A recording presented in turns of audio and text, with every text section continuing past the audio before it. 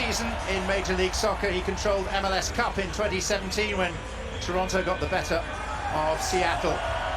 His second visit to the Mercedes-Benz Stadium this season.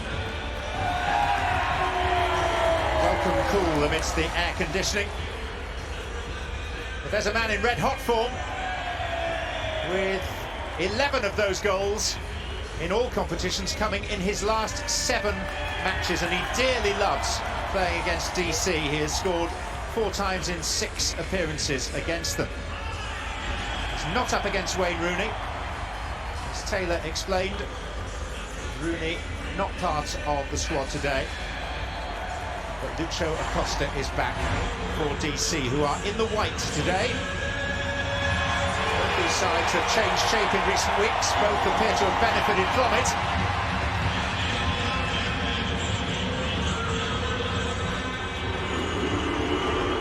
For Atlanta, this campaign generally has been the odd step forward and then a couple of unexpected strides backwards. It's been frustrating. Said that, they are still third in the East and will go above DC United if they win this game. It's Julian Gressel. Escobar, who's slotting in as the right hand of the 3 centre-backs. In the middle is Miles Robinson. Far side is the Argentine, Leandro Gonzalez Perez. This is Brad Guzan, who had a rather unhappy afternoon at Audi Field on the opening weekend. Our live transmission for one of the goals in a 2-0 DC United victory over Atlanta.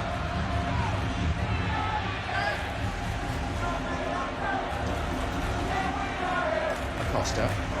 It's going to be interesting, Taylor, to see how he copes as a false 9. Yeah, I actually think it suits DC United, because now you're going to ask some real questions of Miles Robinson and Gonzalez Perez, because if one of them get caught following Acosta deep into the midfield in between the lines, now Ariel and Rodriguez running off of that may open up space in behind that back line of Atlanta United.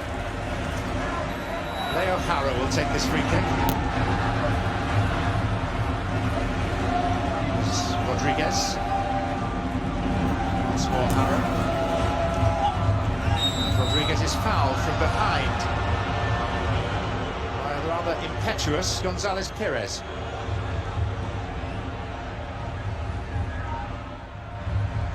Also, if I'm DC United, I am immediately getting after Justin Merrim. This is going to be an uncomfortable position for him today, defending. Obviously, he's going to be a good outlet in possession, playing in wide areas and stretching the team, but 1v1 defensively, he's going to be asked to do a lot more than he has in the past. Hara, and that's Birdbound. Oh, it's always such a target at set pieces.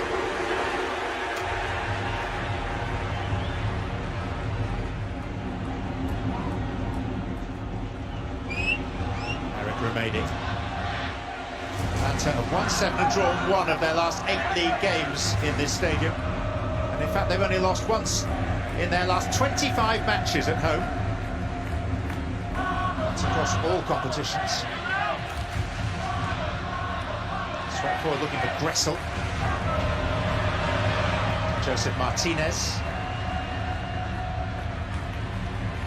And now Darlington Nagby, who a few days ago celebrated his 29th birthday.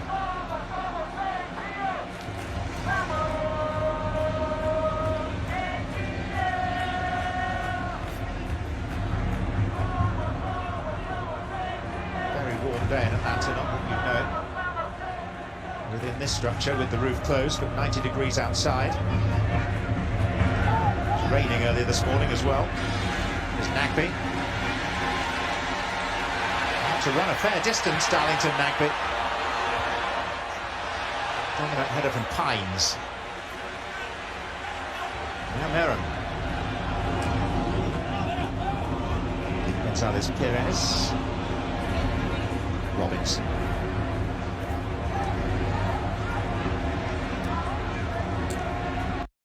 It's a slight change to what we initially viewed. They've had so many issues with that left-back position. It's going to be a back 3, isn't it? With Gonzalez Perez and Robinson alongside Franco Escobar. That's what Remedy can do. Now it's with Gressel. Can he keep it in play? He can, and he can find the teammate, or maybe he can't keep it in. Yeah, I actually quite like the fact that they have gone to the three centre-backs. It's one of those situations where when you're at home and you can get someone like a Gressel, who's naturally an attacking player, then it looks quite an attacking system. The problem you have sometimes is if you have to play defensive players as the wing-backs and you end up with a flat-back five, and it really inhibits your attacking options. I don't think that'll be the situation here this evening. It's a bit different for the centre-backs. You think it's relatively the same, but it actually is different, particularly for the two that play outside of those central roles. Sometimes they get themselves isolated up against full-backs, and that makes it a little bit more difficult.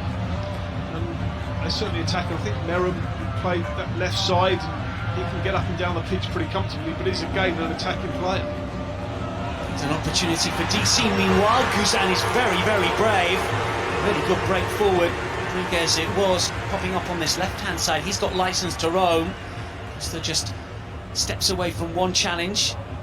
Yeah, that's just a situation where you see Escobar tucked inside as that right-sided centre-back. Well, normally he'd be the one outside, providing that cover on the inside channel. Martinez looks to go again. Still not completely away. This is Vasquez. Remedy will nod it down. Merrim over on that left-hand side. Martinez waits. Vasquez calling for it as well. A corner. Open start by both sides. First 5 minutes have flown by here. Lots of space for the attacking players to work with. Yeah, you'd expect Atlanta to be on the front foot. This is good play. Look how quickly they interact. Vasquez and Martinez. Good block coming in with the left-footed shot. Goes in. Just great when you've got centre forward like Joseph Martinez. Obviously missed him when he was away on international duty. His goals return has been absolutely outstanding. What he's done in his time at Atlanta. In comes the corner. Sliced away. Could have gone absolutely anywhere. And that was a little bit ugly. Great opportunity actually. First off, Robinson it was who got himself forward, gets the free header, probably just slightly unsettled in having to fight for the space and couldn't really concentrate his efforts into that first opportunity. Decent delivery. In to score this campaign, Miles Robinson. Now a USA under-23 international. Right wing corner this time. Robinson was just behind the defender. It was Areola that nodded away.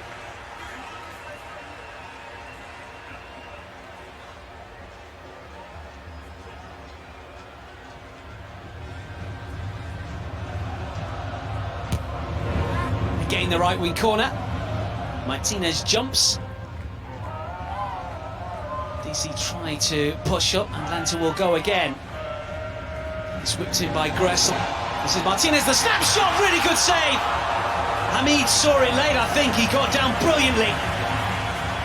Just highlighting exactly what we're saying. Get a chance, and it's amazing players in form attract the ball. Now it's a bit of a scuff. That's a fantastic save from Hamid going to his left-hand side. Goes right through the legs. Birnbaum, and Martinez knows he can't do much more. Strikes that brilliantly, got a bit of curl on it. Fantastic save from Hamid.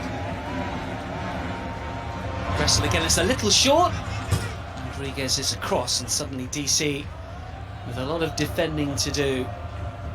And the problem that you have when you haven't got a Rooney, you can stay up the pitch and occupy defenders, is that you get pinned into your half, and you find it very difficult to get out. You can come under these sorts of periods of sustained pressure. I think the Five Stripes fans will like this as well. They've been critical of Frank de Boer, suggesting that this Atlanta vintage moved the ball a little slower, or too slow for their liking. They were used to Tata Martino and Miguel Almiron and Hector Villalba. Villalba injured at the moment, of course.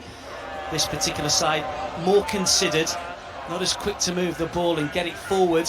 Haven't maybe got the players to run with the ball. Obviously Almiron was terrific at doing that. What we've seen in the opening exchanges here, maybe suggesting that the players are getting used to what Frank de Boer wants, and they can operate a little quicker. Always takes a little bit of time when the new coach comes in. So the reason why players who can run with the ball and really influence games, like Almiron, attract attention in the first place and then change hands for so much money. Gressel with a cross in. This is Darlington Nagbe. And Merrim with a shot that's over the crossbar. He's frustrated. This just shows Nagbe's quality. Look at the touch he takes, and then look at the care he puts into that little setup. Lays it with perfect weights, just inviting Merrim to run on. Merrim should be doing better. Look at this, real care in that. It's a simple pass, but with that care, it's not bobbling as it goes to Merrim. He really should be doing much better. Just a fifth start in Five Stripes colours for Justin Merrim. Came from the Crew, a second spell at the Crew after a move to Orlando that just didn't work out at all. Didn't work out on the pitch, didn't work out off the pitch. Merrim wanted to get out and did. Moved to the Columbus Crew. Didn't last particularly long his second spell, but obviously had a really good period prior to that. Over 200 appearances, and a player that really came to the fore a few years ago, and you thought it'd be a real success at Orlando. For whatever reason, it just didn't work. Looking to rebuild his career to a certain extent. He's 30 now, though. Yeah, you absolutely understand why he plays regularly in either conference, but just consistency. You don't always get it for forwards anyway, but he's got great pace, he's got good awareness, he plays that left side, which is sometimes hard to fill as well. But there's a man who I'm sure is feeling a few frustrations. Well, Pity Martinez, South American Player of the Year, much heralded when he came for a huge price tag to Atlanta. Expected to fill the shoes vacated by Miguel Almiron. Very different type of player. Hasn't really settled. All sorts of reports suggesting that he wants out, wants to go back to Argentina. It's since been suggested by the Atlanta management team that that's nonsense, but I was speaking to an Argentine radio station at the time. You never quite know. Didn't make the Copa America squad, which I guess on form was no surprise, but given the fact he'd done so well previously, I guess it was. Signed from River Plate, scored in the Copa Libertadores final. They beat Boca Juniors in that second leg in Madrid. Given the fact that he's not playing tonight is a good clue. It's a good run. It is, this is Mora. Good pace. A little bit surprised. Guzan concedes a corner here. Pace as it comes inside, that's really good. To do that run inside a fullback. Just imagine that Guzan should be aware of where his post is there and doesn't need to make the save. Mora, a dynamic player, a Costa Rican international, didn't make the Gold Cup squad recently.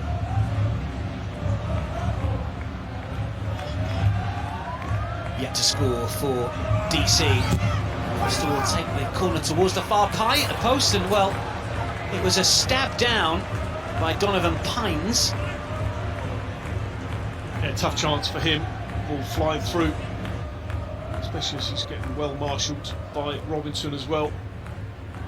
Great delivery. Look at the pace that goes in with, takes goalkeeper out of the equation. Very difficult. It's like the new system for DC is they're playing three at the back with wing backs Hara and Mora either side, and Donovan Pines is the player that's been entrusted to be that third centre half. Icapara, of course, who left the club. Pines has come in, he's only 21, another USA Junior International. This is his rookie season, but playing alongside two experienced performers in Brion and Birnbaum. For Brion, it's his 50th DC appearance tonight. He's got some work to do here, backpedaling as Nagbe comes forward. Martinez takes a touch, and another really good stop once again by Hamid. Heinemann will recycle, however, he was offside. Bill Hamid, absolutely outstanding again. This is better than the first save. Great play again. Nagbe got another chance to shoot. He plays a good pass, and why wouldn't you? Into Joseph Martinez when you can find him in some space. That's a nice little ball between the lines that starts up. This is good awareness. Look at the way to pass again. Martinez cuts inside, gets that shot off quickly again. Hamid so strong with the right hand, absolutely outstanding.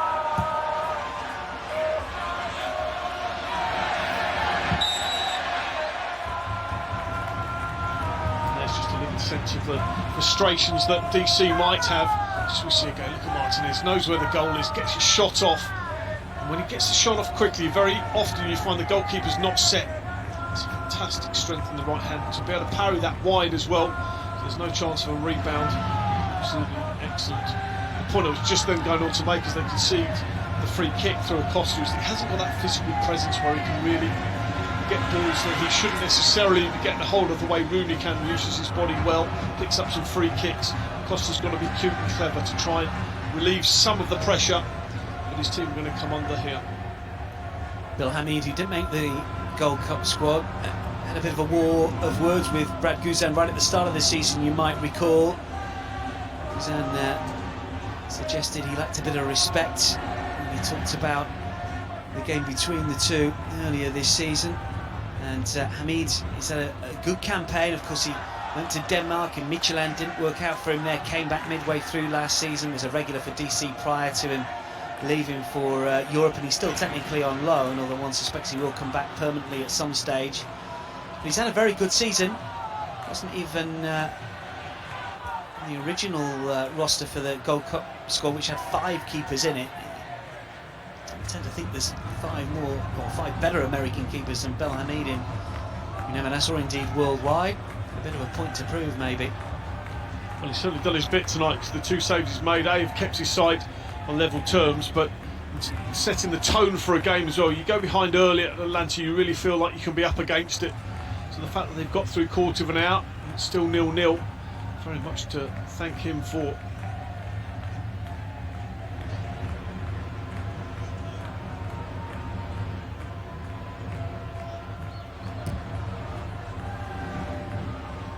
Another huge crowds at Mercedes-Benz. Their average this season just over 53,000. We have taken to the game so well. And of course, last season they had a team to match. Record-breaking campaign that saw them ultimately win MLS Cup. Pressure is racked up though once you've done it once. The fans expect you to do it every single year. This is Medham. Hangman wants it. Cleared away by Brion. But again, you see there, Costa isolated upfield, doesn't get anywhere near the clearance. Suddenly you pin back in, and it almost becomes a bit of a game of attack versus defence. You just can't get out, which is fine. You know, if you've come for a point and you have to play that way, that's what you have to do.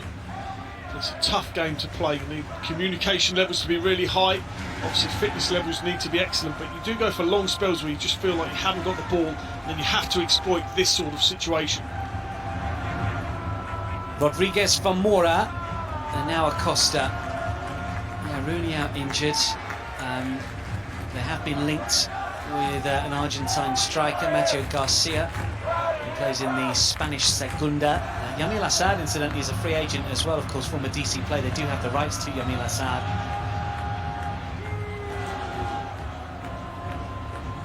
And they do have a designated player slot open whether DC want to splash the cash again, with Wayne Rooney obviously costing quite a lot of money at the moment, outside of the salary cap, obviously. It might depend on what happens to Luciano Acosta as well. Sevilla, the latest club to show a bit of interest after he so nearly went to Paris Saint-Germain earlier on in the calendar year. Yeah, I mean, obviously we just expect that Wayne Rooney has a minor knock, a minor issue, so ultimately he's going to come back into the side. Costa then goes to more of a number 10 role, which is far better suited, and then the team has its balance back. So why would you invest a huge amount into a player when your team's going along really nicely at the top of the conference as well? You would suggest that logic dictates that shouldn't happen. The players have earned the right to get through to the end of the season, but you have to make sure they can do it. You have to make sure your squad can cope with. It's difficult to replace Wayne Rooney, yeah. Of course, that's going to always be tough.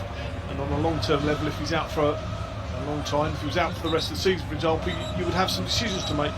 But ultimately, teams benefit from stability. Players form those sorts of relationships, playing relationships. And they've done just fine without having to go and invest heavily for a short-term gain. As it gets shot to the ground, DC get away with it and not to come forward. Opportunity for the visitors maybe to try and put some passes together. Remain unable to do so, though. He loses out. This is Martinez. It's behind Vasquez. It's been a bit sloppy from both sides so far.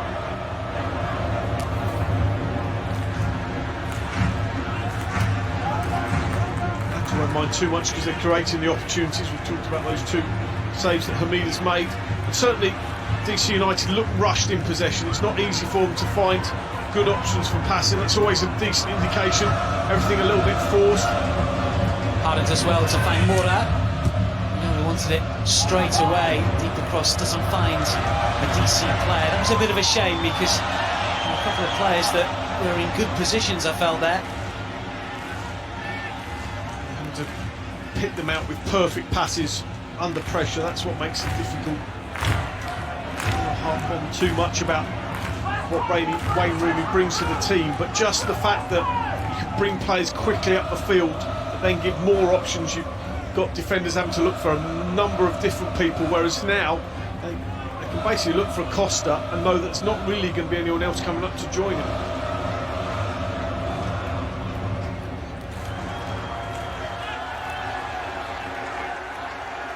Fed back by Vasquez.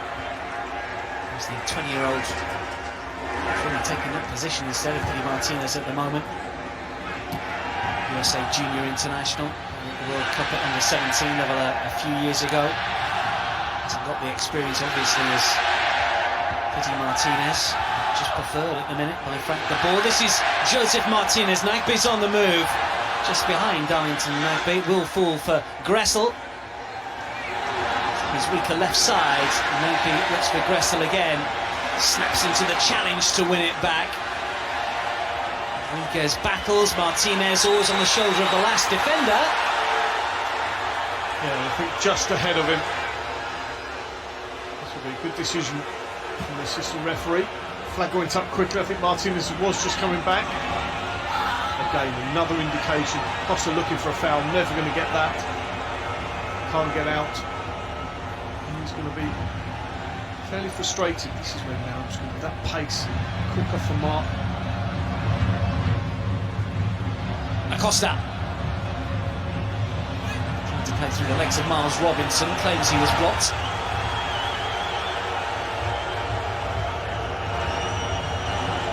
The move broke down to Paris Saint-Germain. It was reportedly all over the place, as you would imagine. He's out of contract at the end of this year.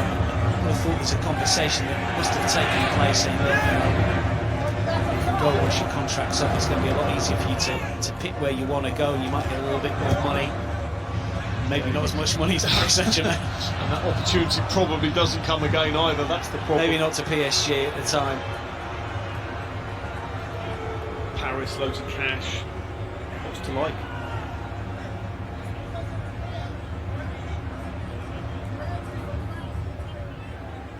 Martinez, a player that decided to stay in MLS. He's on an awful lot of money. One of the designated players. They're maxed out, of course, with DPs at the moment. Atlanta, they can't make any significant signings because of it. I've got the three. I'm sure what Olsen was trying to suggest to his players, maybe to calm down, to slow things down a little. If they get dragged into going toe-to-toe with Atlanta, one suspects that they'll get sparked out soon enough. This is Pines. Rodriguez and Acosta. The give and go for Harder to get free on the right-hand side. Areola is calling for it. He's done well, the Argentine fullback. There's a real option here. Unable to supply the final ball after seemingly doing most things right. Yeah, really good play. Good interaction. They are good. I mean, they've got good footballers. We know that they've got good footballers and they're good in that little third. But this is a sort of situation where they have to go and win that ball back, and now they've already got the players up the field. Areola wanted the give and go. Acosta spent more time on his backside over the last few minutes, appealing to the referee. Slip there as well. He was never going to get that one. Marino. Because he's not blessed with great pace either. Costa. You just know that you can send one of your centre-backs hard up against him.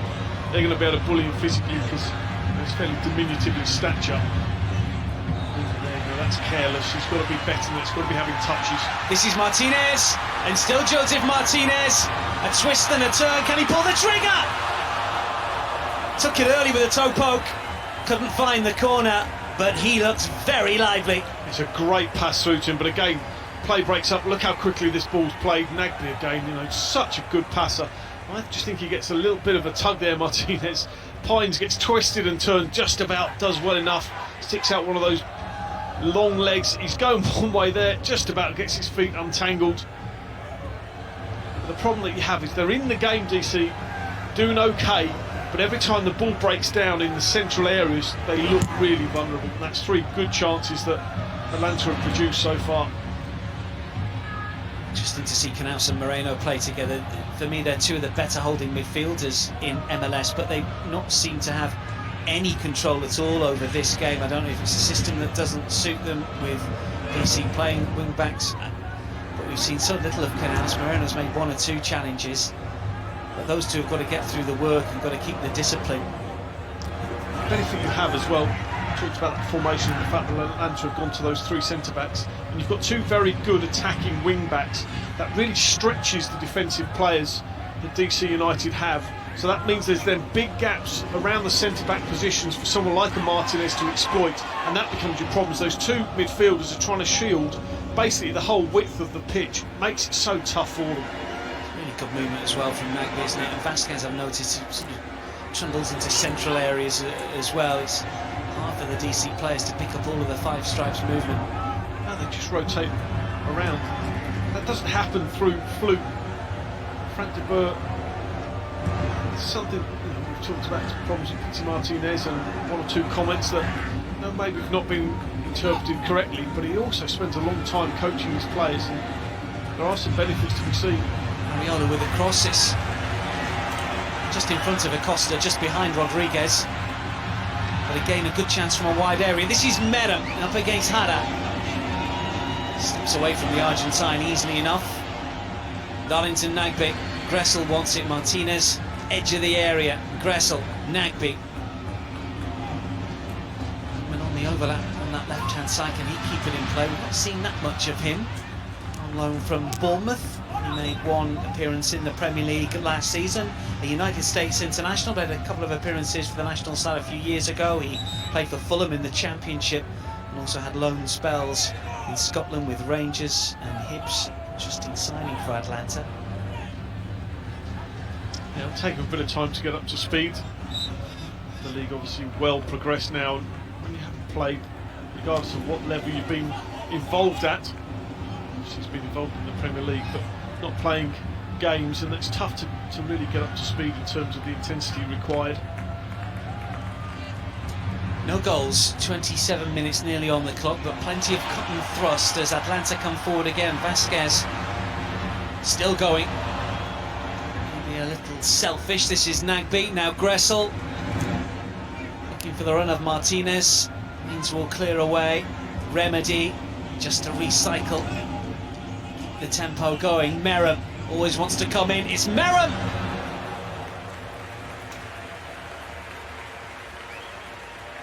He's just got such good movement when he's got the ball at his feet. Likes to cut in, has that ability to shape the ball on that right foot where he's strongest. Just because he also has that ability running wise to go down the outside, because he's got that pace, makes it different for fullbacks when they're facing him up, because they don't want to show him inside because he's got that shooting ability. But if they show him outside, they also know he can run past them.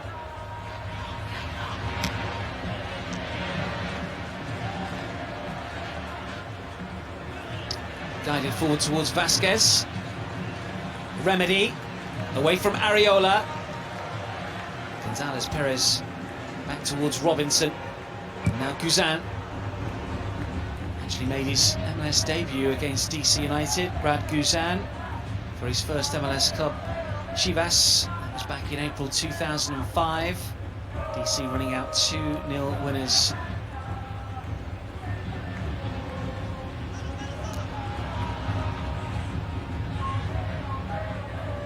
Moreno, very good Copa America with Venezuela. Teammate of Joseph Martinez, who is hoping to stop this evening, of course.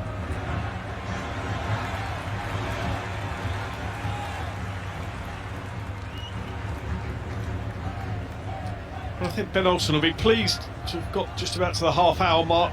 Obviously, with the scores goalless, but possession stats will alarm him a little bit. Just has a maturity now. I know it sounds silly because he's 30 years old now, he should be vastly experienced, but he just seems to make better decisions this season than I've seen him previously. playing as a left wing back as well, but a very high left wing back. This is Gressel, the right wing back. Martinez! Martinez! And again! Seems to have that ability to still be able to get the shot off, to still wriggle free, to create just half a yard of space. But the issue comes from that space that he creates for himself in the first place. Look, he's just clever, aware of the ball, just takes a bit of a chance, and then they just tend to be that little half a yard sharper in their mind, just because they see instances, see situations developing. Well, Costa gets a little lucky, but looks to release Areola, who races forwards. Rodriguez is calling for it. It's a brilliant pass. What about the finish? Oh, he stumbled. And Costa tries to win it back. And the referee, Alan Chapman, waves play on after bodies crash to the ground. LGP on the deck. Yeah, I mean, this could be painful just because he's caught. He's a big solid unit. He's just caught completely unguarded by Costa, and they've got to exploit this situation. Talk about them not being able to get bodies upfield. They get a bit lucky with the ricochet there, and then you can't play offside that close halfway. But this has to be. Look at the margin for error in this pass. And you just overhit it. You know, he's got to be running onto that. You've got to expect Rodriguez just to run onto that. Look how much space there is, that care that we talk about, Nagby taking the other end, for example. Put that into that pass, you might go ahead. What a fillip that would be to you after half an hour away from home against Atlanta. That's just care. Is it the artificial surface maybe that doesn't help Rodriguez there? Because he seems to look like he's going to run onto that, and then he has to just alter his run ever so slightly. Looks a little ungainly when he tries to do it. Is that the turf, the artificial surface? If the pass is right in the first place, you underhit it rather than overhit it, you make sure it's there. He doesn't even have to check his stride. That's what the best players will do. Yes, it's not their natural home surface, I get that. So there is that excuse certainly. But the point is, if that pass is executed better, you expect Rodriguez to put them ahead. Well, they've had a couple of breakaways. They've had opportunities where 3v3 and players in a bit of space with a bit of time, good wing play or good wing back play from Mora and Hara on left and right, and I don't think they are without a chance here. No, I mean, that comes from a bit of a lucky ricochet, whereas you feel like the Atlanta chances have come from good play and good build-up. No, it's still very much, even though the scores are level at the moment, I would still make Atlanta favourites just because they're more settled and they have most of their best players playing. Wheeler again looks to use his pace here against Gonzalez Perez, and this time he might be able to do it himself. Good stop from Guzan. Another chance here. Goes down fairly theatrically. Gonzalez Perez celebrates the challenge. Guzan not happy with his defenders. Big chance for Paul. Areola missed. Well, Gonzalez Perez, we see the ball. This is a surprise from Nagby. Gonzalez Perez here, he wants his goalkeeper to come for that. Goalkeeper can't be that high up the pitch. You know, that's what he's actually arguing about. Guzan does the right thing by making an outstanding save, but Gonzalez Perez, I mean, he's talking about being 45 yards from goal. There's not a chance that Guzan can come. That's just an outstanding save. Goalkeeper knowing his angles. How they're always brave enough to go completely unprotected and make themselves big like that is absolutely unbelievable. You just have to turn the brain, the small brain the goalkeepers tend to have. Hines with a header down, the whistle has gone. I think it may well have curled out before it came back in. You're respite, but that's actually a worry. That's twice now that line has been breached way too high.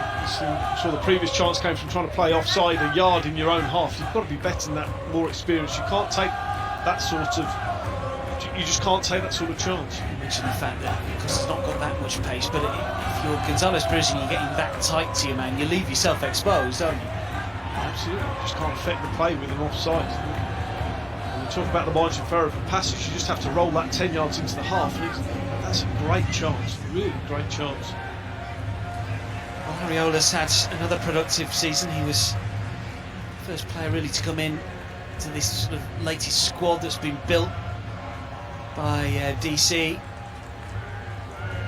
with his signature from Mexican football. Was playing at Tijuana for 5 years as a United States international, played in the the Gold Cup, played in the final, the defeat to Mexico, scored a couple of goals in the group stages, and he did score against Atlanta in the 2-0 home success back in March. DC coming into this game, incidentally, with 2 wins in the last 2 meetings between these two, but they've both been at home. It's very much a case of home comforts when these two sides meet. Only 1 away win in the sequence so far, and that was DC winning here a few years ago by 3-1. Well, the thing that he does that's to be most admired, Gonzalez Perez, like all good centre-backs should do, even when you're blatantly at fault, make sure you're seen to be blaming somebody else. It's just outstanding experience for him. Sounds like you speak from experience there, man. Once or twice he might have pulled that stunt. Helped by shouting, doesn't matter what you shout, just be seen that your lips are moving, and if you can just add in a bit of arm waving and some aggressive pointing, that generally will get the job done. I never knew it was that simple.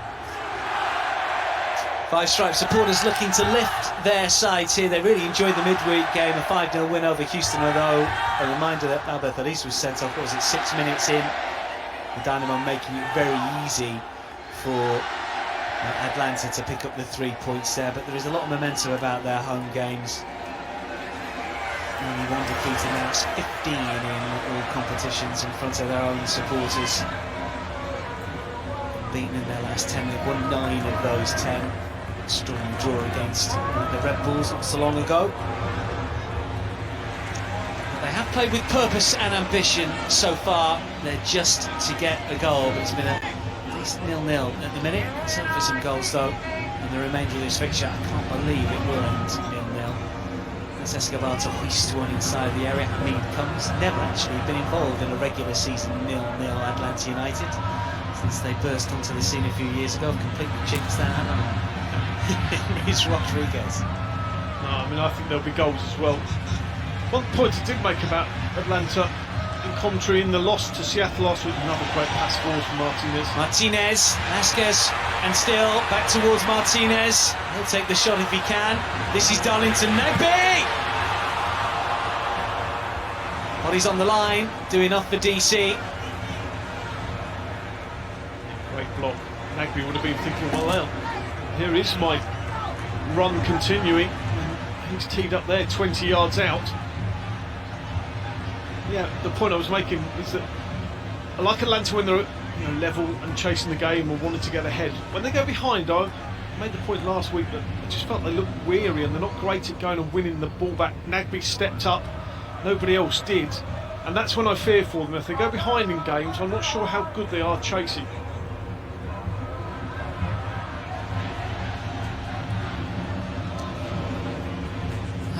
For Merrim. Comes the left wing back again. He has been out of problem position for them. Breckshay's out for the remainder of the season, incidentally. He won't be playing again. George Bello, of course, the teenager who looked very, very good last season. He's out injured. This is Acosta to punt it forward. It's not the worst ball as well, as DC look to get Mora in an advanced position. It's towards Areola again. Robinson takes it down. Cool. Hey, again though, you say punt the ball forward, he does punt the ball forward. Atlanta have every single player in the attacking half. They have nobody defending the other side of the halfway line there. That is a massive amount of space. Whenever you pick up Merrim on the left and Gressel on the right, they're always in advanced positions. I assume that's what Frank de Boer wants, but it can leave them a little exposed. Whether they've just said they probably didn't know that renewals are playing, so it's not like they've worked all week on saying, well, Acosta's not going to outrun you, so we'll play a super high line, and that means we should dictate possession in the opposition half. And if you do get into a foot race in those situations around the halfway line, then I'm confident that our centre-backs will be able to cope with it. But they have looked a little bit vulnerable.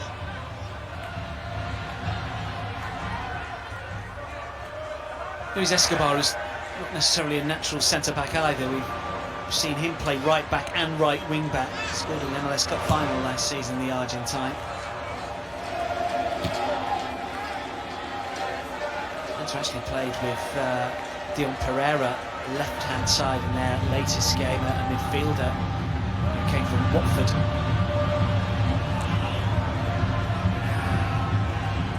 Parkhurst, I think, has played there. players. Oh, there's a mistake. Suddenly, Vasquez is on the move. Martinez wants it, so does Nagbe. Clever ball towards the left, and Heinemann. Slow to get to it. This is Meram. Heinemann again.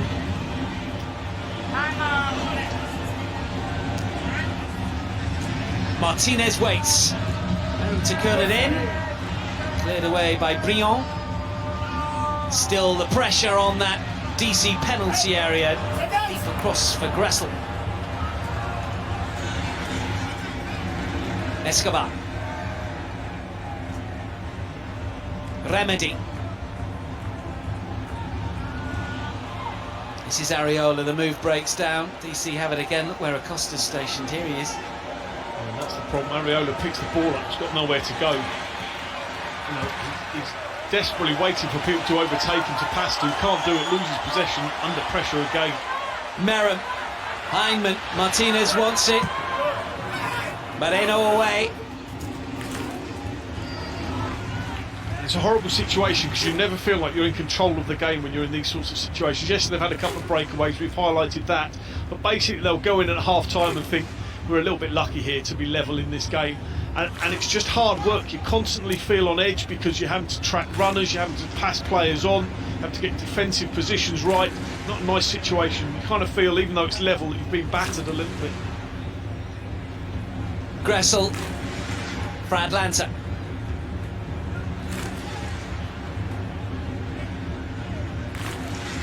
Escobar. Nagbe. Signs that Luciano Costa's getting a little frustrated.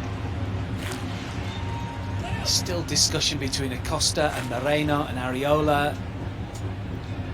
Well, players get frustrated, that's why, because it's hard work. No one likes not having possession of the football because it's hard work. You have to run around, you have to make some tackles. I quite like him leaving a little bit on Escobar there because he's one that can react. You can wind him up a little bit. I really like the edge that he's got, but you can wind him up a little bit. I don't think he did that deliberately. But again, you know, you just see them at a high line there. Once they breach that defensive shield that Atlanta have, it's made those three centre-backs look a little bit vulnerable to pace beyond them. Sorry, that's probably the best opening, I would say. The thing that DC should be looking to exploit most. I'm sure that Ben Olsen will have spotted that. We'll be talking about it at half-time. Two halves of football are rarely the same. This is Nagbe, away from Areola. Now it's with Martinez. Shoved off the ball by Briand illegally. Five Stripes fans thought so. Areola throwing. Not getting those even at home, but just again, Nagbe, perfectly weighted pass. Obviously it will be looked at. Feels like he gets the ball first off. Maybe he doesn't. Always when you're tackling from the wrong side, you see why, because that's the way the ball moves, it looks like Briand makes that contact with it. I can understand why the referee doesn't give it in real time. Hines as well. Rodriguez. Donovan Pines once again.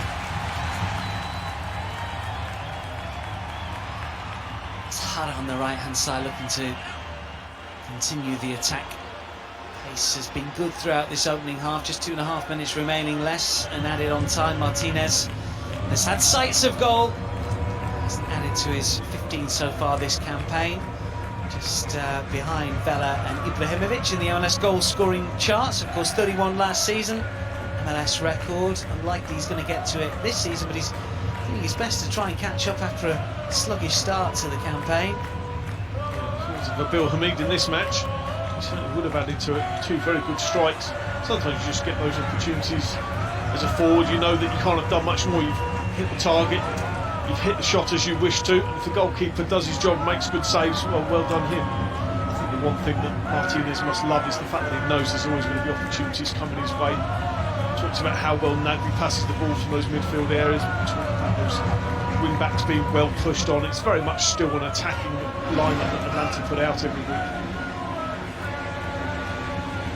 Martinez is certainly working hard as well, isn't he? Coming back to try and keep attacks alive and getting involved. He's looked very lively. Nagbe.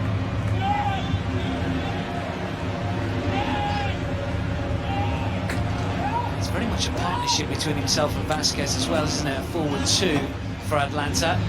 Merrim against Hara. Edmund to swing it in. Gressel first time volley. Would have been a spectacular own goal from Birnbaum.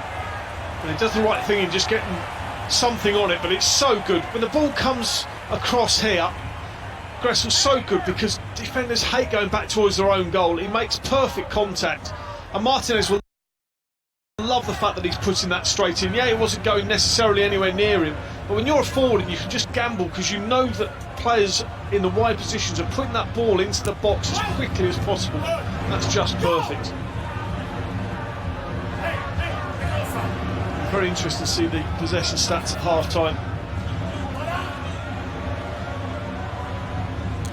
Corner really taken advantage of. Throw in. He leads to more possession. No real penetration for Atlanta here. We're into 1 minute of added on time at the end of this first half at Mercedes-Benz Stadium. Merrim to Curlin again. And a slightly frustrating one, but another great ball. There's nothing wrong with that at all, and that's the threat that I talk about him having, where he can check back onto that right foot. The only thing maybe he want to be doing is making sure he's hitting the target inside that far post, so that if it goes through everybody, but that's fine. Okay, it can't go to Martinez every single time, but you're going to drag more and more players into that box, knowing that that ball is coming straight in there.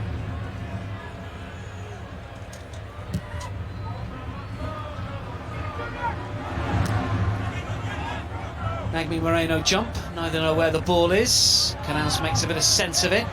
This is Birnbaum. Costa is on the move, two Atlanta defenders to deal with. Rodriguez up into the air. Ariola wins the second header. Now referee Chapman blows for half-time. Well, Vasquez looked lively. Martinez had chances. Hamid made some very good saves. Certainly there were breakaway opportunities for DC as well.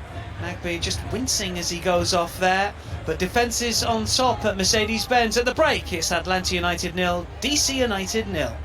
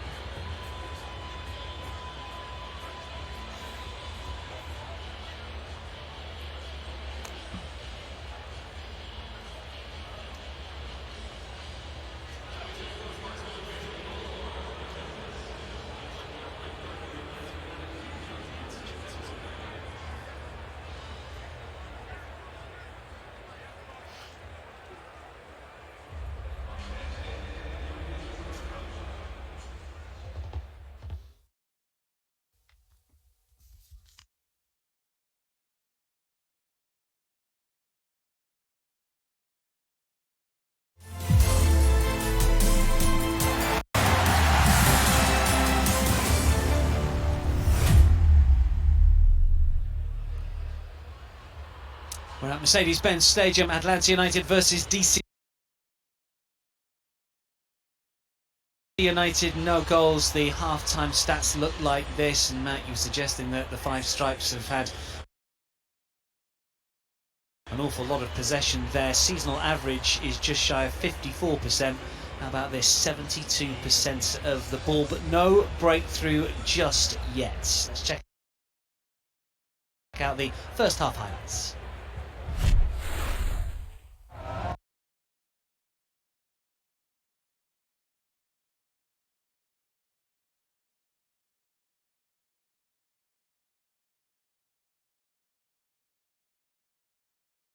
Most of the opportunities falling Atlanta's way. Joseph Martinez has been to the fore, as you would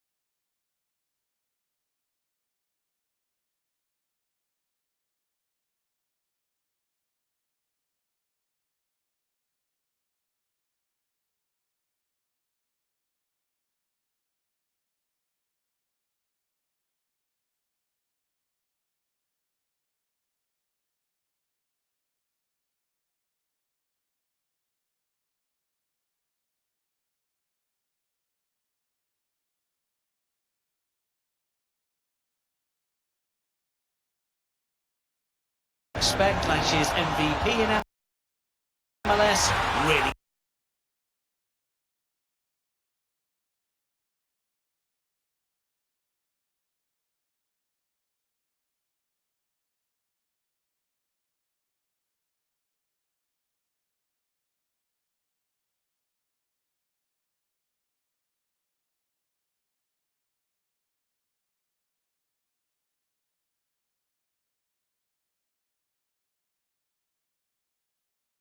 You do.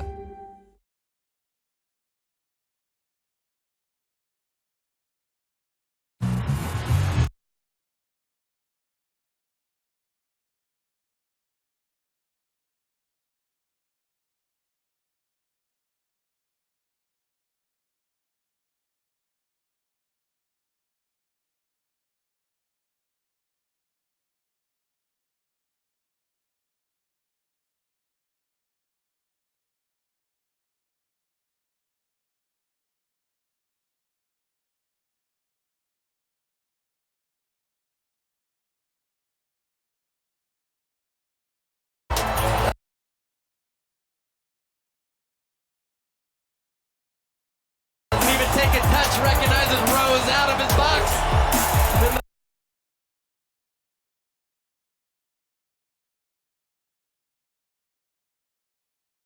The quality of the Englishman to hit it 65, 70 yards.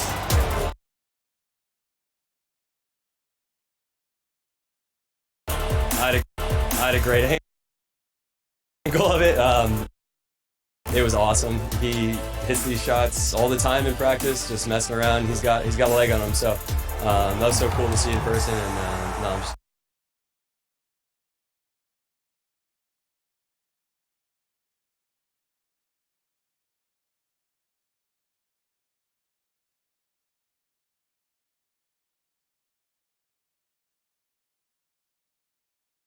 to be on the field. Some awareness and technique, isn't it? Yeah, and some big quads.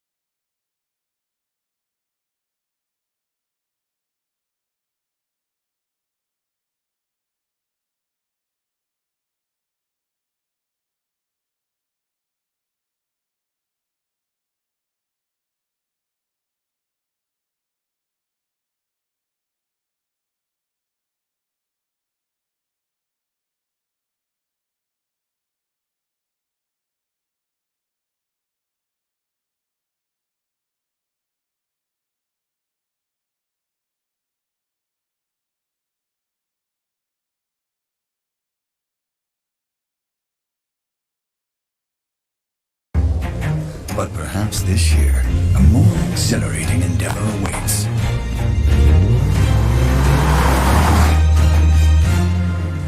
Defy the laws of human nature at the Summer of Audi sales event. Get exceptional offers now.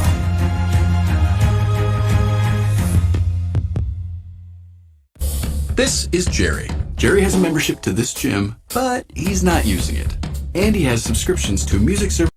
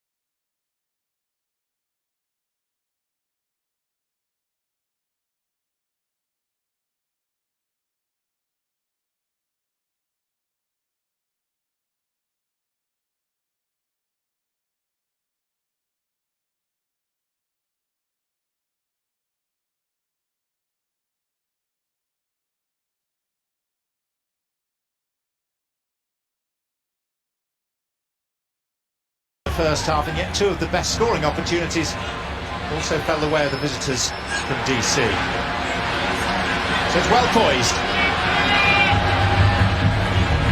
Sides with a clear tactical plan and approach. Well prepared by their respective managers. It's making for a close contest.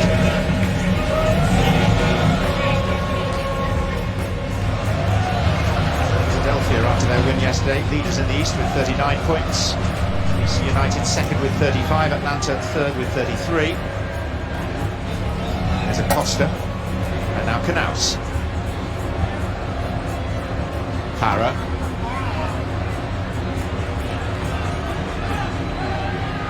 Gonzalez Perez.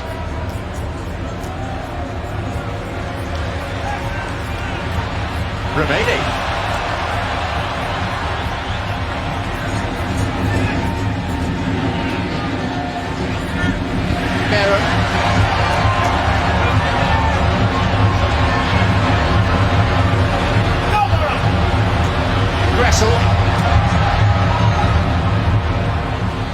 In this direction from Knaus.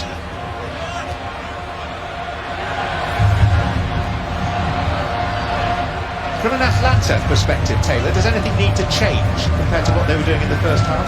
I think a little bit quicker, right? So maybe two-touch passing, maybe a little bit more decisive movement once they pass and move and those little things around it. But where they're picking up their shape and where they're picking up spaces, no, I don't think so. I just think maybe a little bit more urgency when they win balls in these spots or DC loses possession to maybe open up the game for Joseph Martinez going forward. The question for DC United, John, is when do tired legs become a part of this? Right, and every time you know tired legs are going to come apart, you got to do the little things right. So how much is left in the tank for Paul Arriola and Rodriguez running off of Lucha Acosta?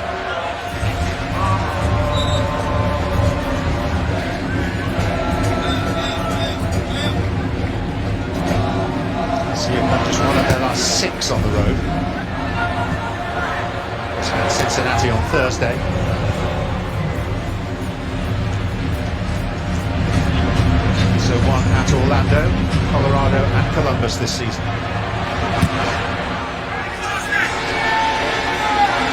His solitary home defeat came at the hands of FC Dallas in May.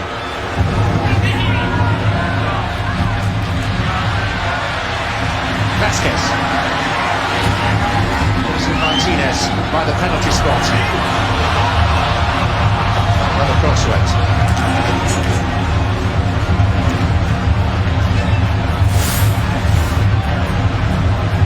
This is better though from Vasquez because he's further up the field. So now you're going to have to move Brillant away from Joseph Martinez. Merrim.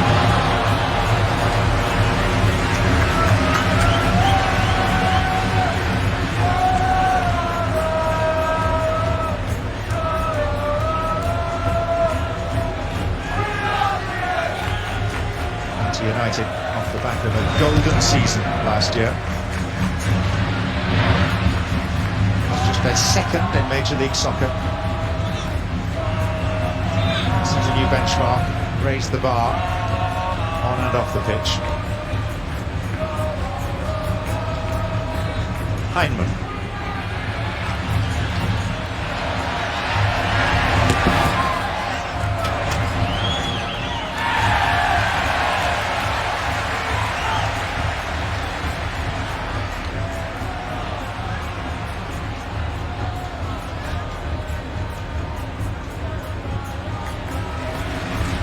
Robinson, Nagby,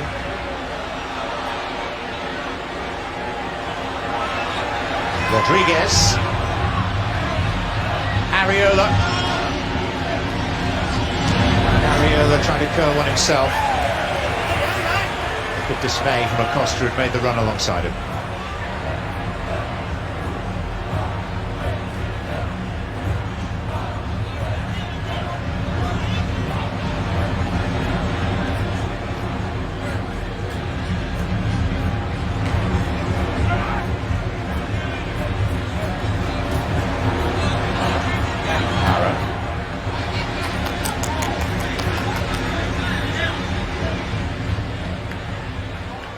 Put you on the spot, Taylor, largely because I enjoy doing so. We're watching these two of the best sides in the East. We watched a thriller between the two LA teams, who are the top two in the West in the current table. How much of a difference in level? That's a really good question because I'm still not totally sold on LA Galaxy having the ability to go on this long run for a long stretch. On any given night, the LA Galaxy can win because they've got that special player in Zlatan, and I thought Jonathan Dos Santos and Joe Corona were special. I think LAFC, John, are the best team in MLS right now, but I'm not so sure they believe they can win the big game yet. I think Bob Bradley's seen his face after the game. I think they still got to get over some hurdles to convince themselves in the playoffs. But the level, I think LAFC is the only team that has been on a different level for the majority of 2019 compared to these two teams on the field and even LA Galaxy. But if you had LAFC, LA Galaxy, Seattle, and just transpose the map, put them in the Eastern Conference, would they be the top three? No doubt about it. Unquestionable. Absolutely. We'll get much more of an idea, maybe further evidence to back that up from Taylor with our live game on Friday night. It's another blockbuster from MLS. LAFC hosting the reigning champions Atlanta. Those who would be kings against those who are. Here's Martinez. Twisting Griol. Safe hands though from Hamid. Well, and Joseph Martinez, I think, was expecting Emerson Hyndman to run in front of Donovan Pines. As Martinez makes these runs, Atlanta United's better when he's playing linear, when he's playing vertical, when he's playing in behind the opposition's back line. But I think Emerson Hyndman, if he slides in front of Hara and in behind Donovan Pines, maybe he has an opportunity. Still not good enough ball from Joseph Martinez, but he's more dangerous when he's playing that way than he was against Seattle when he's playing in front of the back line. Every opposing coach, John, says what to us? If we keep Joseph Martinez in front of us, we have success. When he's asking questions and you have to turn and face your own goal, that's when trouble occurs.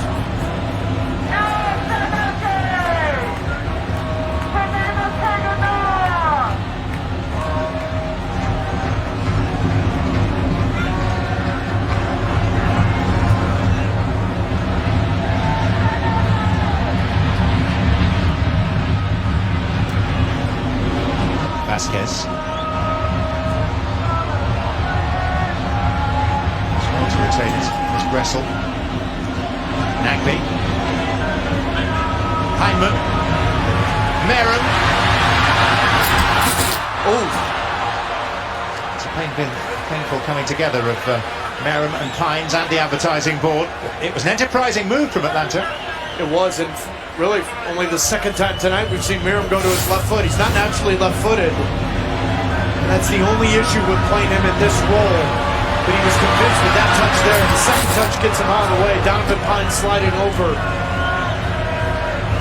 But in this system, if George Bello's healthy, if you have a naturally left-footed player in that spot, it's only going to make it wider for you in the attack. Meram's been a great pickup. I'm just not totally sure he's completely comfortable playing as a wingback on the left side. Well, the young left-back, straight left wing-back George Bello, injured in the first game of the season in the CONCACAF Champions League, is now back in light training. Meram. Thwarted by Briand.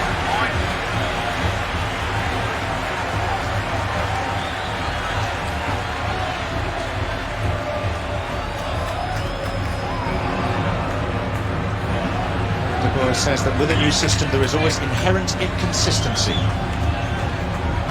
The system isn't quite so new now, at least his methods aren't, if he does tinker with the team shape from time to time. So matters should be settling down.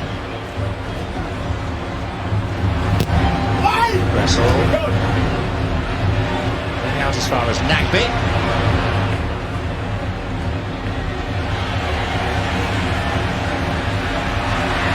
Gressel.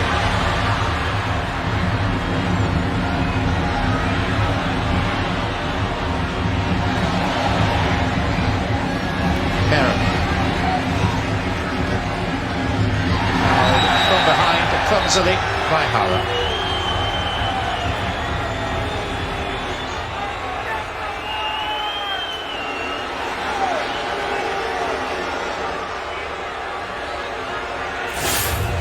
I just love what I've seen from DC United today, their commitment to defend as a group. Hara chasing this down. Yes, Meram beats him to the ball, but John, it's not just been a bunch of DC United players defending 1v1. There's been a real balance and commitment to this group defending. It's the exact opposite than what you and I saw about 9 days ago at home at Audi Field against the New England Revolution.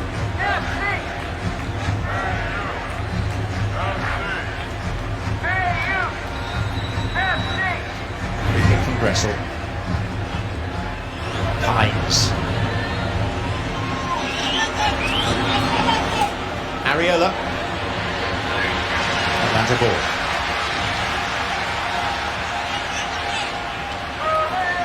I mean, possession has to be what? Well, there you go. That's when you know, that's a good sign of a truck, when they know exactly what you're thinking. Or it's extremely dangerous for everyone in that truck, that they're thinking what I am. Or you're just extremely predictable. That's... or all three.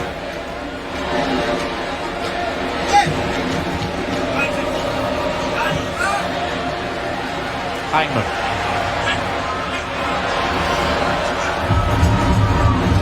Nagby. And it's Areola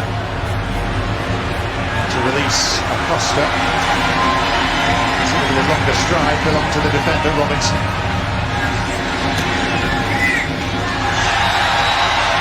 And the dark free kick given away by Rodriguez. Well, it took us to the 58th minute to see Gonzalez-Perez throw his arms and his hands and throw his toys out of the sandbox with the referee. I mean, listen, Rodriguez is running after it. This is a foul. I mean, not a ton there.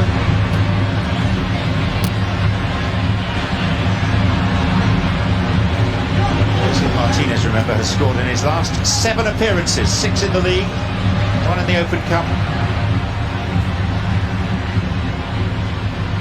So far, it's been kept, if not quiet, then at least not as dangerous as he needs to be to get his name on the score sheet again. Meram rarely Continues to be the case for a full 90 minutes.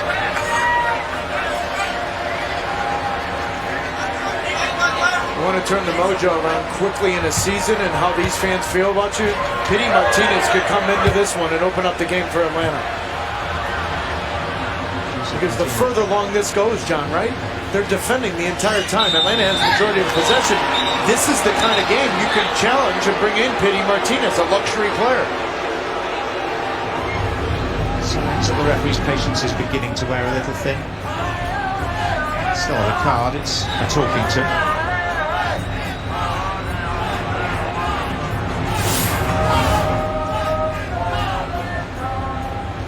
But see, this has always been the talking point regarding Gonzalez-Pirez, is he lets emotion get the best of him at times. He's frustrated that a yellow card wasn't given to Rodriguez, and now I'll argue with anyone, that's a challenge that's completely unnecessary.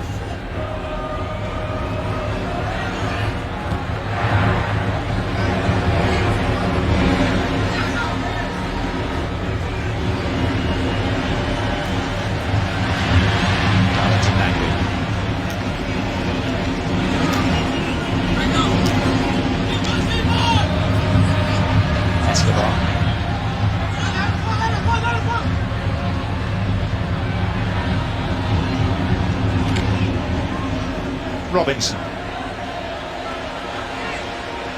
He's looked very much the part this season.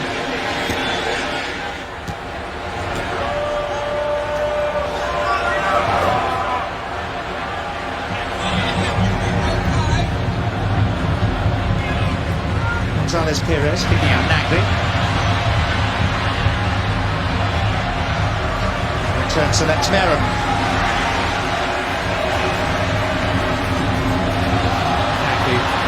Process of losing his footing as the ball was delivered towards him. So we'll try again with Escobar.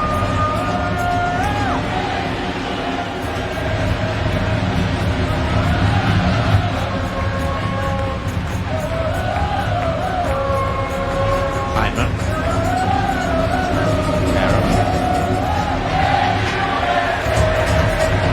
Stand one up. Nagby.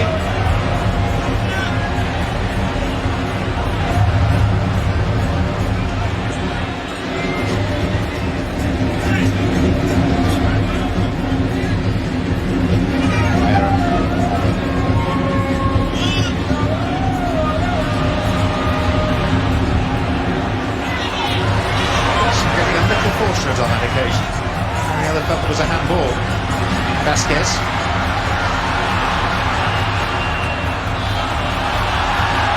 Acosta, Gonzalez-Pirez holding him up and eventually winning the duel.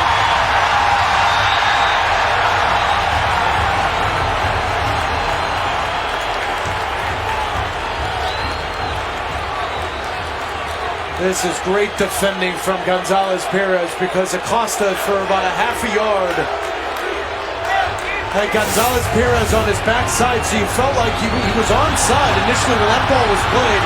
That touch there, you felt like Acosta had the right angle, but Gonzalez-Pirez, that last second doesn't dive in, stays composed, wins possession, draws the foul. That's big time defending.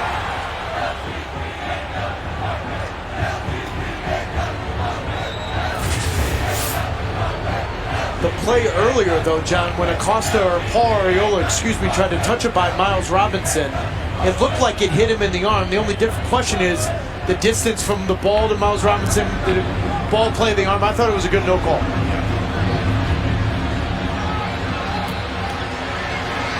Vasquez, who we are told is shortly to be replaced by Pity Martinez. It's taken much more than an hour. Hyman. Merrim. Vasquez seems to be arrowing in towards the end of that, and then his progress was slightly interrupted. It's behind for a corner. Yeah, and again, Justin Merrim's not left-footed, so he has to cut this back to his right foot, and so it makes it a little easier for Birnbaum and Brillant to deal with that ball coming in. Corner number 7 for the home side.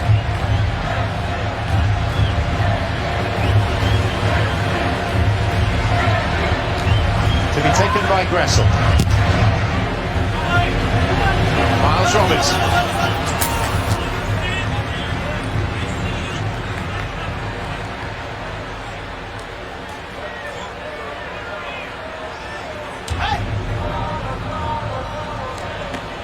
More often than not this season, Atlanta United have found a way to get it done at home. It's not always been pretty, and it's certainly not always been convincing. 7 wins and a draw in their last 8. There's the man that made it all possible, the owner Arthur Blank, and to the left the president, Darren Eales.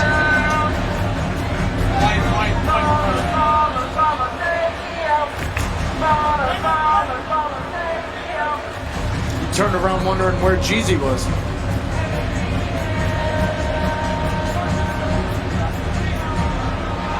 Rodriguez.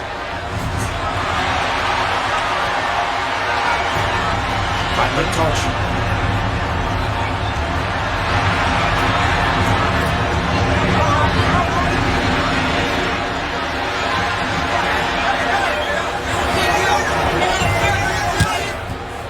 See Petey, number 10, waiting to come on down there.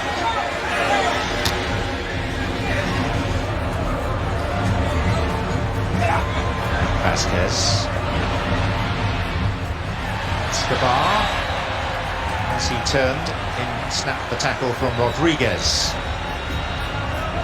So here comes the first substitution of this game, and it is Vasquez coming off to be replaced by the record signing, Pity Martinez.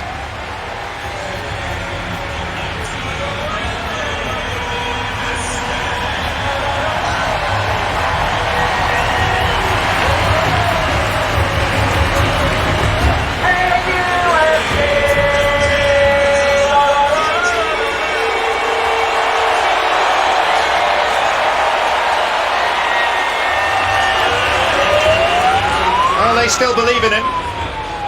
They need a bit more hard evidence that he is what they thought he would be. Yet to fully show it. Nagby. Gressel.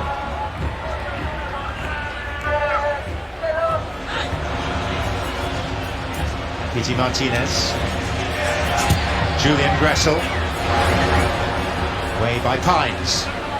John, when Pity Martinez came onto the field, he immediately handed Darlington Nagby a piece of paper. Nagby's literally reading the piece of paper right now.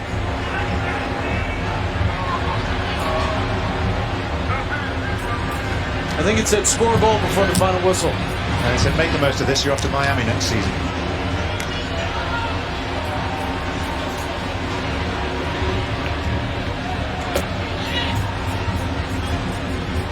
Didn't, in all seriousness, seem that whatever the piece of information he's not totally was, sure of no, it, is he? Not entirely clear.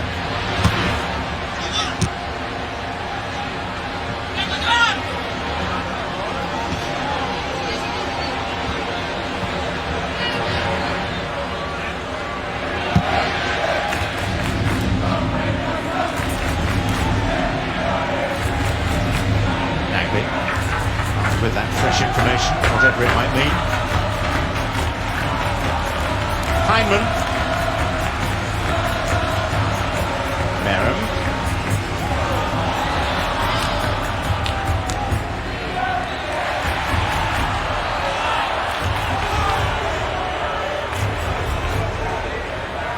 Whatever Frank de Boer's message was, it appears to be double Dutch.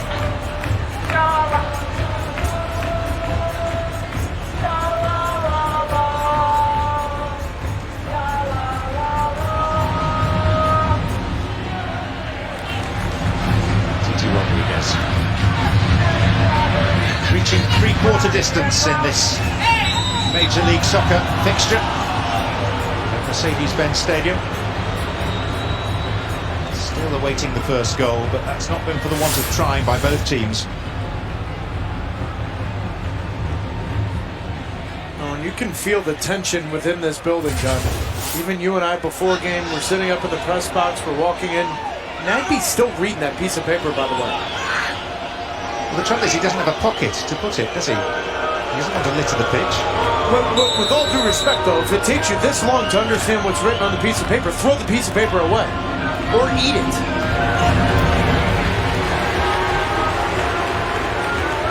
But John, in all seriousness, though, the anxiety in this building and the tension, you and I can feel it. This team, this fan base, this city's been used to entertainment. And while possession numbers may be what they are, yeah, Bill Hamid made a couple saves. The anxiety is in this building, and very quickly, if this man on the ball, Pity Martinez, can have a moment, you can forget about the beginning of the season and how it started. If he has a moment now and wins this game, and a big reason why Atlanta wins this game, then the tide may turn. Julian Gressel. Hindman. And a corner.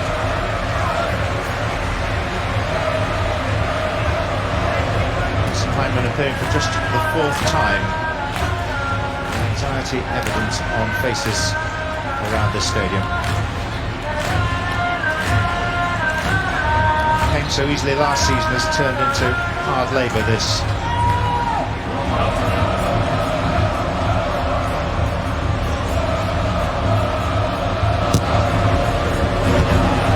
It's a clever header. Miles Robinson.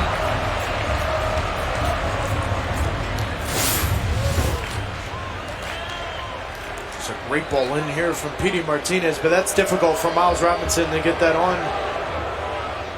goal. Easy save for Bill Hamid. Now the question is for Ben Olsen, John, what do you do? You've got tired legs. You don't have anyone really to open up the game for you, so maybe Segura comes in with some fresh legs. I'd also argue, because Lucha Acosta's fit, if you need to take out Rodriguez, maybe bring on Quincy Amarikwa for the game changer, maybe the speed or quickness going the other way. But he's got limited options right now, and DC United's got to dig deep here.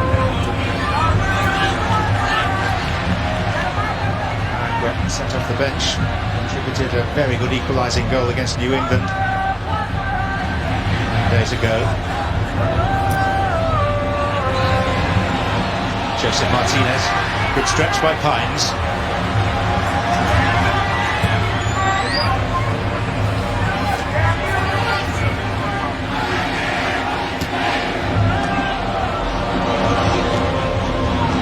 Escobar. Darlington Nagby. Joseph Martinez, tackle came from Canals, and a penalty is given.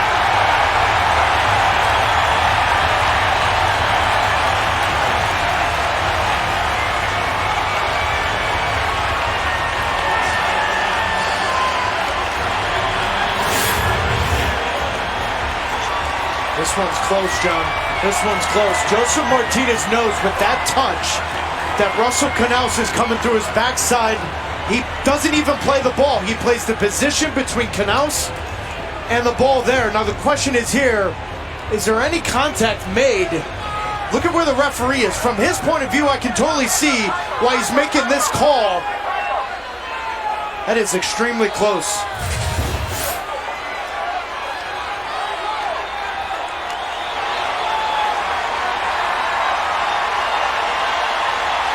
Joseph Martinez.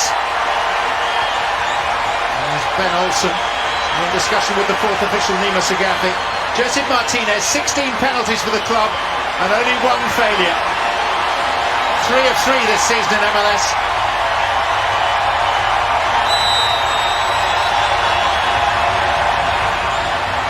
That familiar run. And a less familiar outcome. Just the second time he's ever failed to score from the spot for the club.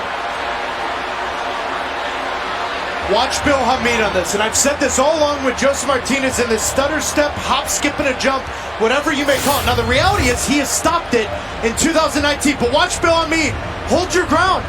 If you hold your ground and remain big, because Joseph Martinez wants you to commit, if you make him stutter at all, then you cause this to happen. I'm a little surprised that in 2019, we haven't seen that from Joseph Martinez. It's a little thing, great work from Bill Hamid. But of course what Bill Hamid did there, under the new interpretation of the rules next season, wouldn't be allowed. because he was a couple of yards off his line when the kick was taken, and one of his feet needs to be on or over the line in the future. For the moment, fine. That's why it's allowed, but in the future, this couldn't happen. Yes, but in the future, John, then I think the shooter can't be allowed to do that. If you're going to call that on the goalkeeper, then the stutter step and the hop, skip, and the jump, and all those games that shooters can do, I think it's got to go both ways. Those new rules to be adopted next season in MLS. As Meram are already warming up in Europe for the new club season by using them in pre-season. Pity Martinez. Escobar. Nagby.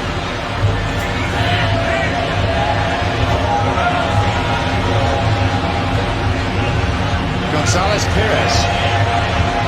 Now Meram. Clear by Bernbach. Retrieved by Gressel.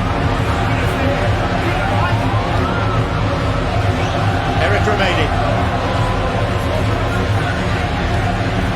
Robinson to Gonzalez Perez.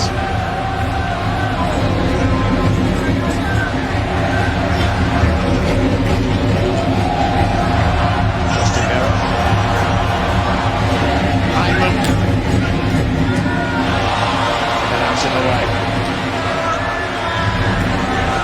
Ariola to Acosta.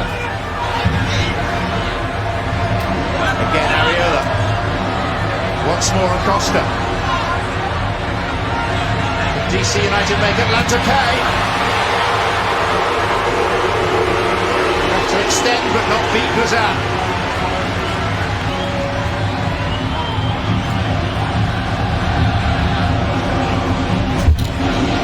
MLS on ESPN, presented by Audi. The Audi Player Index tracks every move of every match. To learn more, visit mlssoccer.com/Audi. Good save here from Brad Guzan with Lucha Acosta on the break. But John, I'll tell you one thing, this is 0-0. People will see the scoreline. This game has had it all. Yeah, it's not been the expansive spectacular of Friday night in LA, but it's been intense, tactically intriguing. Chances for both sides. 73% possession as things stand at the moment for the hosts. And I'm all here for anxiety and pressure put in the building from 30,000 plus. John, I love this. This is when you know that you've arrived as a team, as a franchise, as a sport, because every single person in this building is standing up. There is real anxiety and pressure for this team in red and black to entertain and win games in front of this crowd. Joseph Martinez, Pity Martinez, and the flag up for offside. It's delayed until Joseph Martinez became active in the move.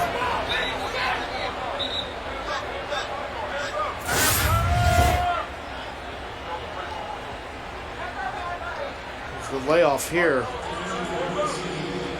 That's close. Right foot probably just off. Yep.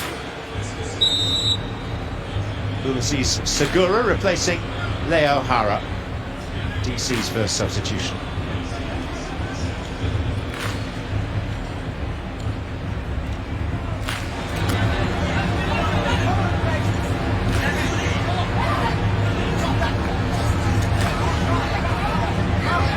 Excellent penalty failure. DC still in with a very good chance of avoiding defeat in this stadium for the first time. They've lost their previous two, both 3-1.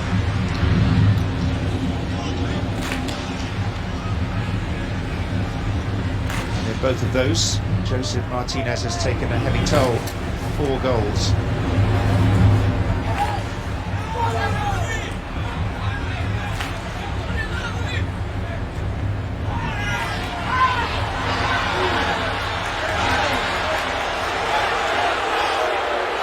Booze as Segura hits the deck. He's an away player. Nagby.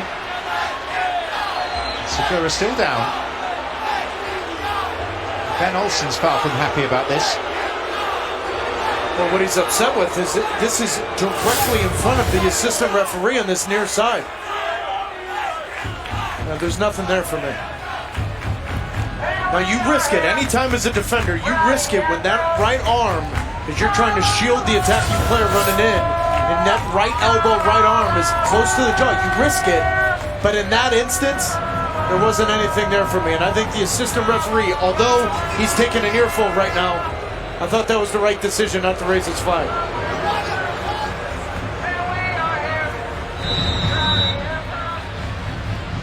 Rapid recovery from Segura.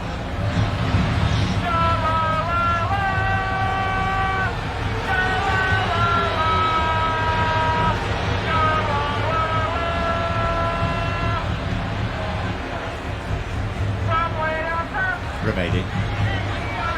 Heinemann. They've gone through the motions on so many occasions today, threading the passes together, ramping up the possession statistics. Using the occasional opportunity, which the best being the penalty. Never truly dominant. Merritt. Remaining.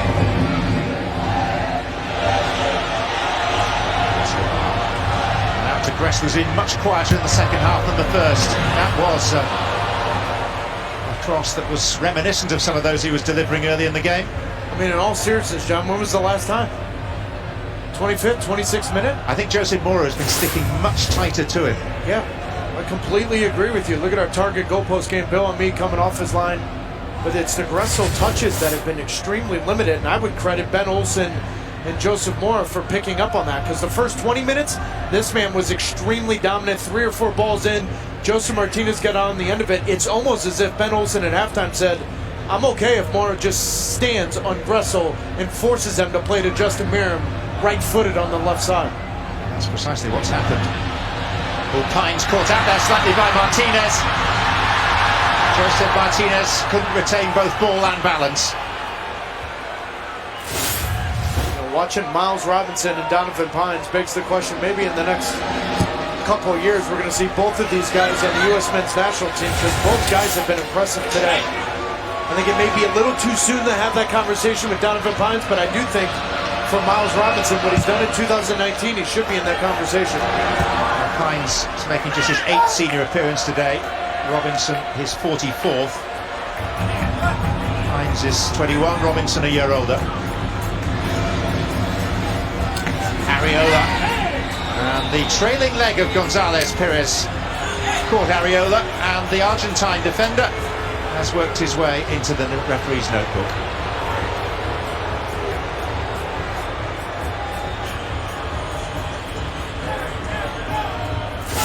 First player to be booked. When Ariola gets the touch there, I don't think there's any argument.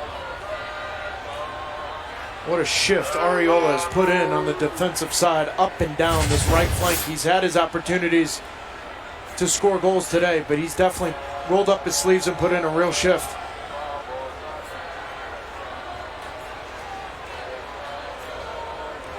Keep an eye on Pines, because Pines is on the field.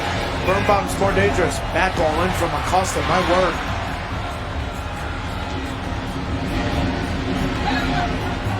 Rodriguez, Acosta. Plenty more football to come in MLS today. Cincinnati against New England, live on ESPN Plus at the conclusion of this game. 2 matches later on FS1, Orlando against the New York Red Bulls, followed by the big one, Seattle and Portland. Cornerstone rivalry of this league. Dion Pereira is shortly to come on one of the wide positions for Atlanta. He's going to actually replace Emerson Heinemann. It's Merritt.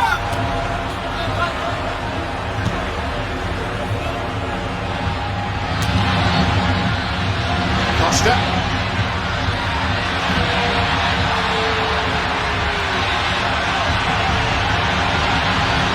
Man-sized playmaker against a pair of giants by comparison.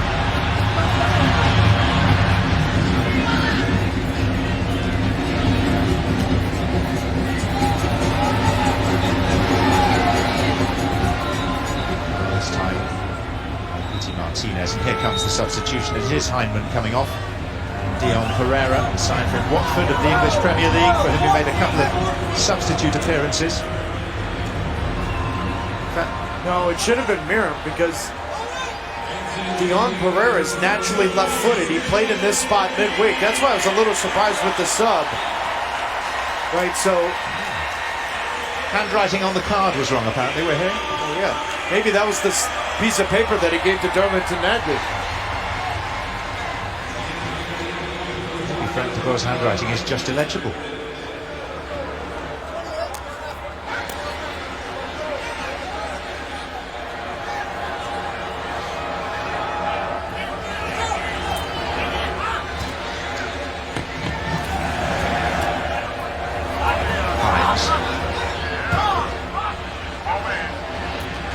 Back to Hamid, who's closing in on a league-leading 10th clean sheet of the season.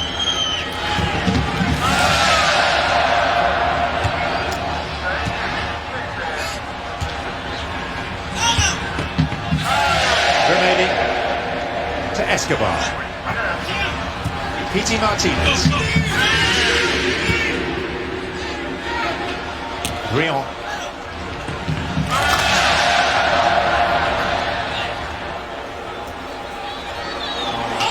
Great work from Joseph Mora.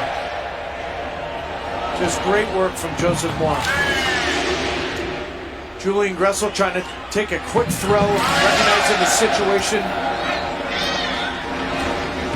Herrera. Okay, at the end of that.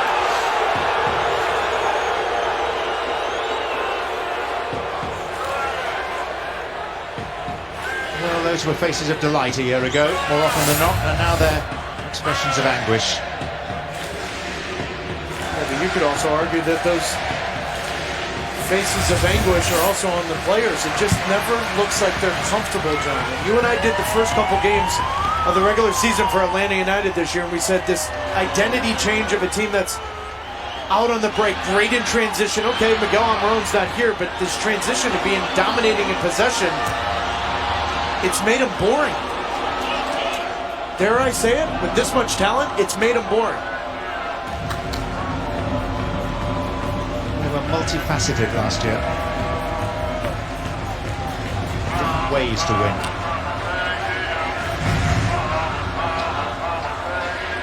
Gonzalez Perez.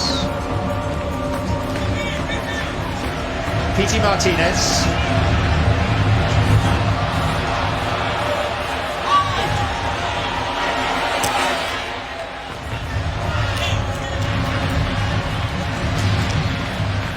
United content now just to sit in.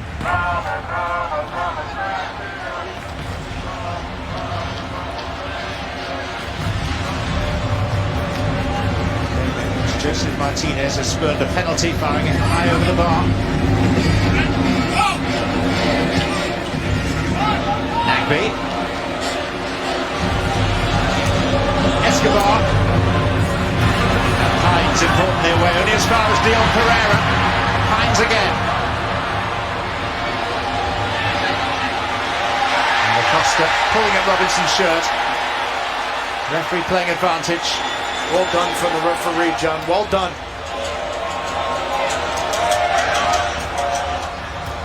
Normally shirt pulling in that situation would be yellow card territory. There's Heinemann.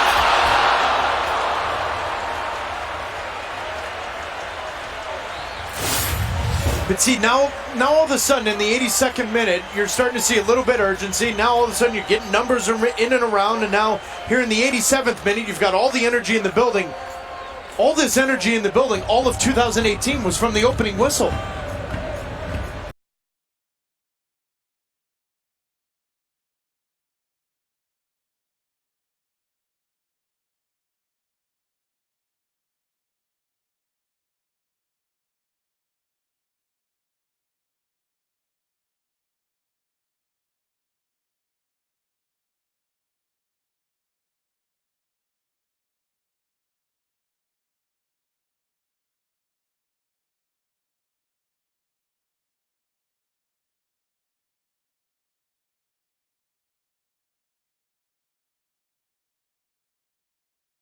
Last time we see Lucha Acosta in a DC United uniform. Everyone that I talk to is saying it's day by day, whether or not the ownership group and there's an offer. Ben Olsen said he's been a complete pro all of 2019. But at times when you watch him play this year, you can see it's been weighing on his shoulders that he wants his future figured out, and he wants it figured out quickly. Escobar. 4 up with him. Heinemann.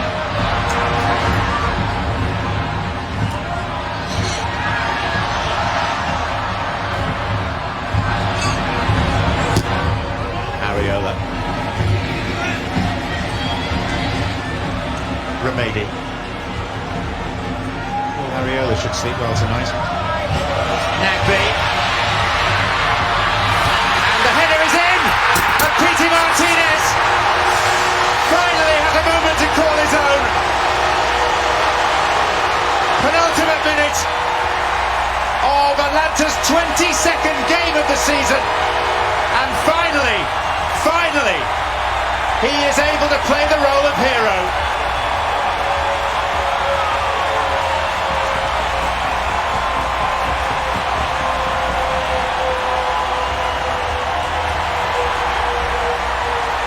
This must be music to his ears. And when this game ends, someone from Mercedes-Benz Stadium is going to have to pick up the piano off the field, because that piano just fell off the back of Pity Martinez. It has been a long, hard season to endear himself to these fans, but all it takes is one moment, and you just got it, Atlanta. Pity Martinez, take a bow.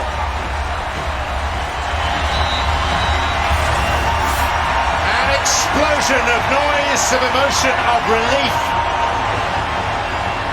And even the semblance of a smile on the Argentine playmaker's face, which has looked careworn so often this season. It stays like this, Atlanta will climb above DC United in the table. Into 3 extra minutes. How good is this from Darlington Nagby?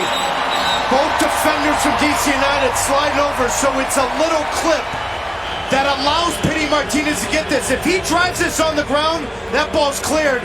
The little float. But that is aggression. That is assertiveness that everybody in Atlanta, Frank DeBoer, Carlos Bocanegra, Darren Eales wanted from the South American Player of the Year, MLS's most expensive player ever, Pity Martinez with a huge goal for Frank DeBoer and Atlanta United. He looks across as a substitution is made. In front of jubilant supporters, Jeff Larentowicz replacing Emerson Heinemann. Sent out to see this through.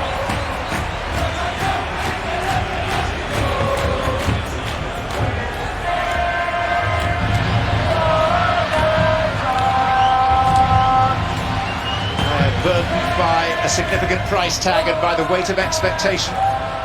Miguel Almiron, such a hard act to follow.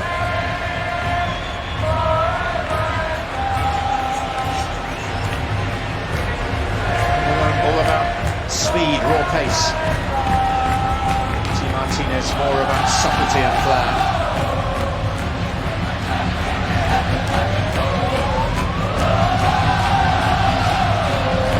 DC to take, having battled so well, and now they could suffer more. Joseph Martinez, his penalty miss, now a distant memory.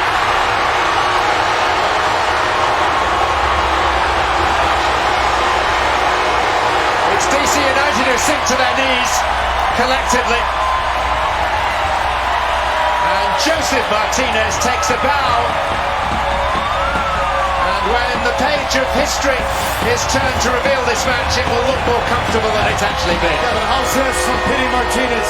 How good is that? A quick touch, recognizing that the high line from DC United was pushed up. And in the blink of an eye, 1 goal, 1 assist, and you've changed the game.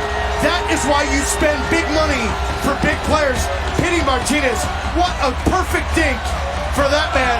And with his eyes closed, this is hitting the back of the net. Frank de Boer is going to be quite pleased because Pity Martinez took the game by the scruff of the neck and said, I'm going to win this for the black and red here in Atlanta. Joseph Mora for DC, who are beaten now. Lorentowicz with the challenge.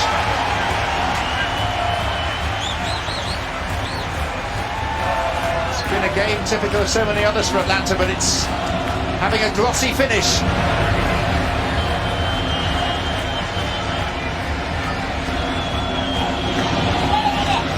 Mora.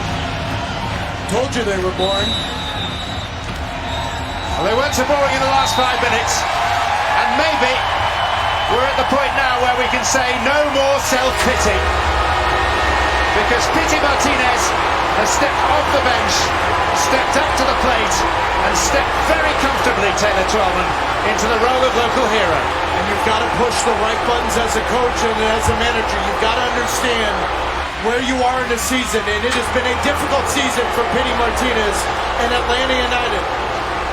But the Heineken moment of the match is when Frank de Boer said, you know what, for the second straight game, Pity, you're on the bench. You're going to watch the game. And then when I call your name, when I call your number, you've got to change the game. Great ball in from Darlington Nagby, make no mistake about it. But you could feel the energy, the anxiety of this building completely leave Mercedes-Benz Stadium when that ball hit the back of the net from their number 10, Pity Martinez. The Heineken moment of the match all goes to Pity Martinez, and rightfully so. And Atlanta United up to second in the East, above the vanquished team today, DC United. Pity Martinez, who cost this vast fee and came with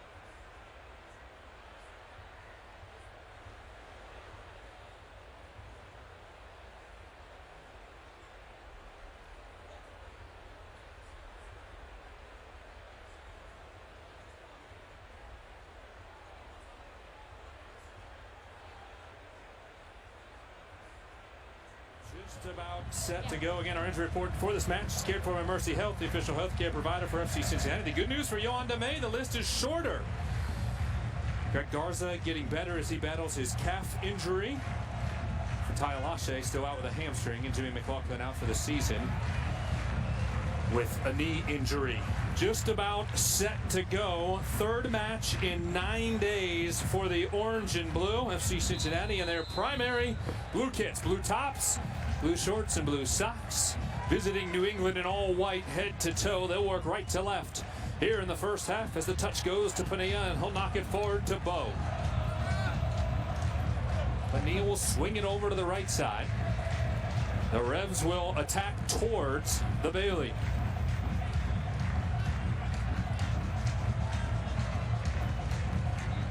Almost 4 months to the day. It was March 24th when these two met at Gillette Stadium. And again, we talked about it in the intro. That day, the team felt lifeless, did New England. FC Cincinnati was building some momentum early on in the season, and you could tell New England needed a change. Right, great observation, Tom. I think it was very evident that day that New England weren't really up for the game. They weren't up for the challenge. You know, you look at the body language of the players that day, and it was pretty negative. You know, you could even sense it. Tommy, we talked about it on that day when we walked pitch side as well. FC Cincinnati, obviously, like you said, we're finding form. Since then, a lot of different things have happened for both sides, right? So I think for tonight, you talked about the challenges, obviously, for FC Cincinnati, having 3 games in 9 days. It's been a quick recovery and turnaround from Thursday night. I think a lot of the fans are hopeful for a better performance from them. New England an extra day to recover having played Wednesday night. However, they, of course, had to travel coming here to Cincinnati. Cruz and DePlon trying to work on the far side, knocked away by New England. Of course, Brett Friedel was the head coach of that game back on March 24th, and it wasn't for about 6 or 7 weeks until after that match that he was fired, and then Bruce Arena was hired on May 14th. He made his debut June 2nd against his former club, LA Galaxy in LA, and a 2-1 win for the Revs. They are 4-0-2 in the matches in which Bruce Arena has coached. And drastic improvement. So Friedel was fired a few days after Alan Cox was fired here in Cincinnati. So both teams have seen a lot of change here in 2019. And for New England, it's been much for the better. Haglund sliding into Powell. Looking to work it across midfield. On to Frankie Amaya, who will get a touch, and back to Powell. Now trying to work it into the middle, over the head of Adi. Cruz is crashing in from the left. Andrew Farrell, one of the 2 center backs, was able to clear it away. Brendan Pye was working up the right side. Now Farrell comes over and bombs it forward, but nobody there, and Spencer Ritchie can trot over without any trouble. It's interesting, Kevin, you look at the contrast and how the seasons have gone for these two teams, and going back to that game 4 months ago, 8 of the 11 starters for New England also started that game. Only 5 of the 11 starters for FC Cincinnati started that previous matchup. 5 of the other starters weren't even available that day. If you remember, there was an international window then, so a couple players were on international duty and not available. Fernando Adi had been hurt the previous week against Portland.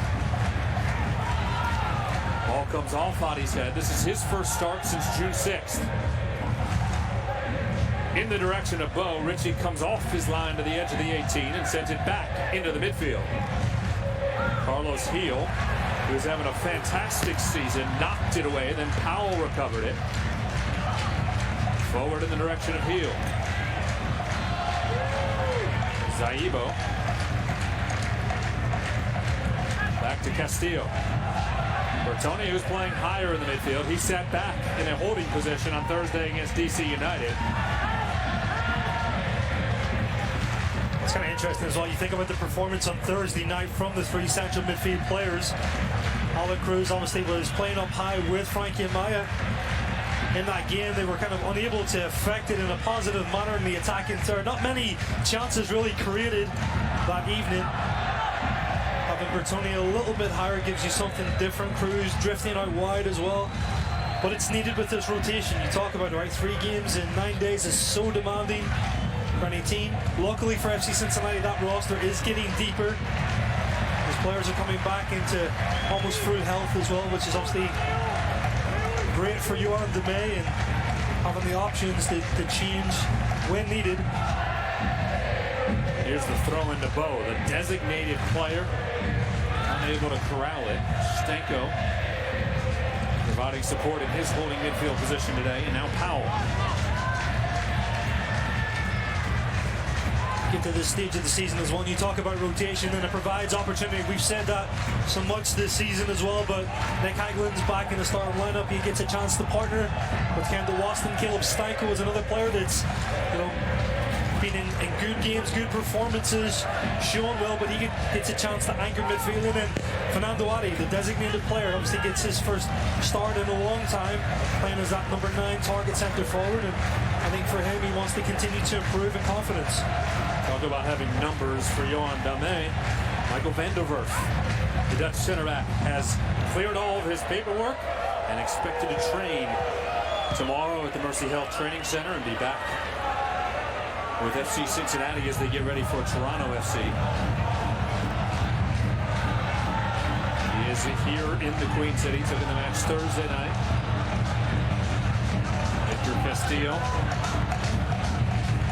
Bonilla, and he'll drop it back out into the midfield. Fagundes.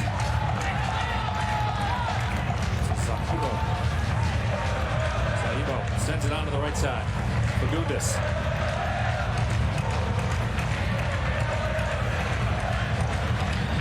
Crossing ball for Teal Bunbury. He tried to push it past Spencer Ritchie, who was diving to his right and just missed, redirecting it into the goal.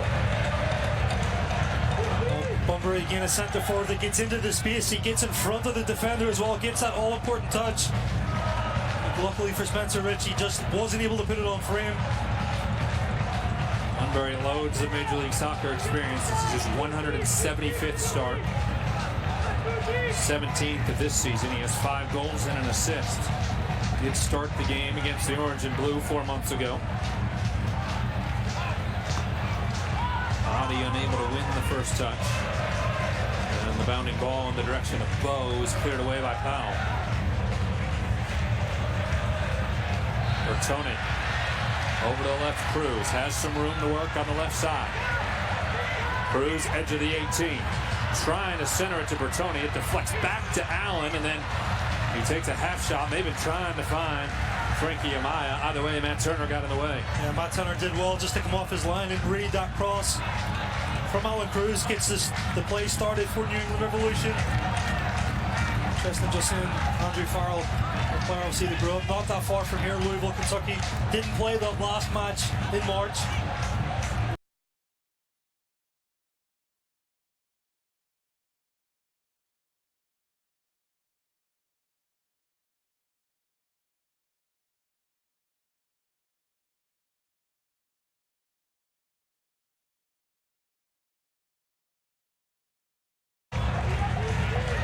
Castillo on to Padilla on the left. Padilla inside of the 18, crosses it to Bo. He can't get a shot off. Waston got a piece of it, and then the finish by Carlos Heel. His team-leading 7th goal of the season. New England strikes in the 9th minute to take an early lead.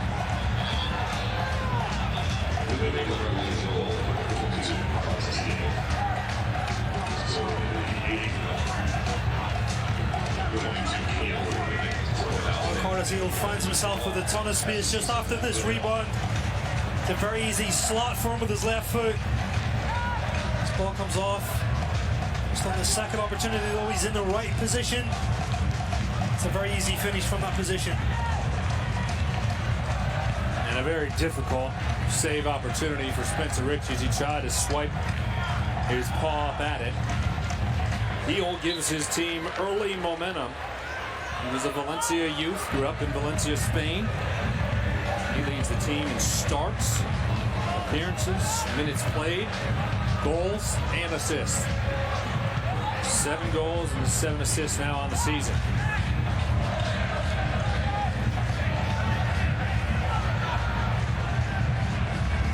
Bertone over to Powell. Sent it across for Fernando Adi, but the pass a bit strong as it bounces onto the chest of Turner. Early adversity at home here for the Orange and Blue. fell 4-1 on Thursday night to DC United, a match that felt like it was game on in the 55th minute when Emmanuel Ledesma scored on a penalty kick. And then DC, in a matter of about 10 minutes, flipped the script in a hurry. Yeah, I mean, obviously a very talented team with DC United. A lot of difference makers in that side, and like you said, for the longest period of time, FC Cincinnati were competitive in that game. Today's start is not ideal for FC Cincinnati, obviously coming back from a short turnaround on Thursday night. Getting back into Nippert Stadium, it's not part of the game plan, obviously, to concede that early. Crossing ball for Bunbury, hit the post. That close to making it 2-0, and the defensive breakdowns early for the orange and blue continue. It gets cleared to the M line. A corner kick chance here for New England, but Spencer Ritchie's been under fire in the first 10 minutes. Well, again, this is another easy opportunity for New England Revolution. Find themselves in a ton of space. For FC Cincinnati, they've got to tighten up defensively. This is not a great start to the game in the first 10 minutes. Giving 2 chances, obviously the resulting goal, and that last chance to New England Revolution, really setting them up really to take advantage of that. The Spaniard will take the corner kick from the near side to the right of Ritchie. Strikes it with his left foot. Service inside of the 18, headed away by Adi. Comes out to Castillo, who whiffs on it completely, sends it up towards the Bailey. It'll be a goal kick, and right now it feels like FC Cincinnati just needs to take a deep breath and reset a bit. Well, I think defensively they've got to wake up. You know, to be honest, they've got to get compact, they've got to get tight. I think for New England it's too easy. They have kind of a lot of space to have free runners coming through from midfield, and obviously the forward line with Teal Bunbury, who's setting very, very high. We expect them actually to play on the right-hand side, which is not the case. So for FC Cincinnati, they've got to tighten these things up. Tony giving chase. His heel pulls it to the near side. He has Bo in front of him. Instead he'll give it off to Pania. Get away at Ostenko. Under the foot of Adi. FC Cincinnati can settle into the build-up. That's the key, what you said about settling. It's in the possession, right? To take the sting and the momentum away from New England. Don't feed them the ball, don't give them the energy. Plum forward for Cruz. Allen giving chase at the end line. Touched it as he was battling with Farrell. Goal kick to New England.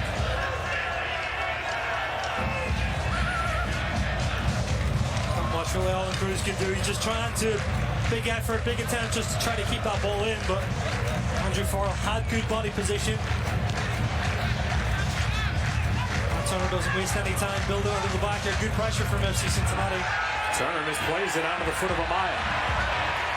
Bertone closing in. The window shut for that offensive opportunity. However, New England did a really nice job of recovering. And now Bertone trying to win it back in the midfield. Won't go for Gundis. Back onto the foot of De La Mea. And Turner nearly made a mess of it. Gifted FC Cincinnati an equalizer, but they weren't able to make anything of it. Antonio De La Mea making his second start of the year against the orange and blue. Played forward by Zaibo and tracked down by Bunbury. Off the Bow. Gustavo Bow. His pass is intercepted by Frankie Amaya. Cruz trying to advance the ball. Handball will be called. Today's match official, Kevin Stott. He has been with the league since its debut. Tonight his 275th Major League Soccer match, one of the most experienced in MLS.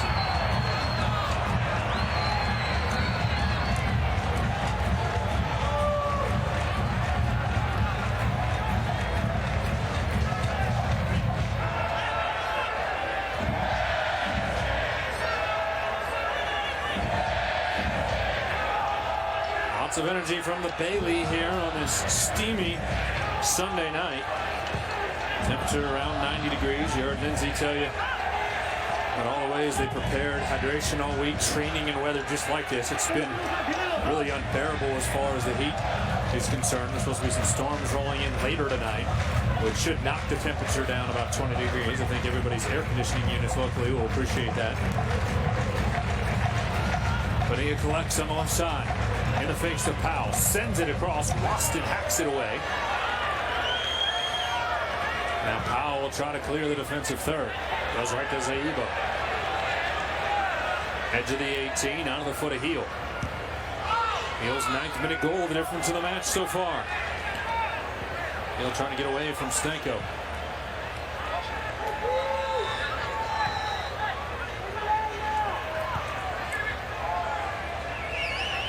Zaibo back to Farrell. Now he'll reset and slow things down a little bit. It's been a quick pace to this match in the first quarter hour. No, it is, and I think the visiting team really have set the standard for that. Quick rhythm, quick tempo as they move the ball, or energy off the ball as well. It's very impressive, just checking in and out of spaces. I think the adjustment just defensively to figure out this shape for FC Cincinnati, I think, has been the most challenging thing. It really feels like the orange and blue haven't been able to put any possession together in the early going. The key really for FC Cincinnati, once they win that ball back, they've got to be able to keep it. Just a couple of times they've won it, they've intercepted, giving it right back to New England, which, for a team that's at this tempo and at this rhythm at this stage of the game, it's not really what you want to feed them.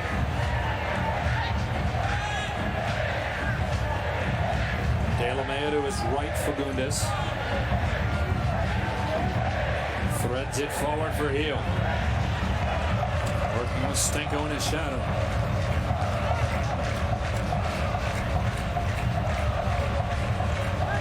Style of Bruce Arena.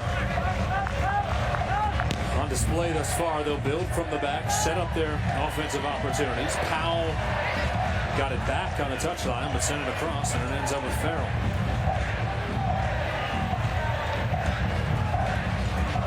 Proof is in the results for what Bruce Arena has done in this league, and that's why New England went after him and named him sporting director and head coach on May 14th.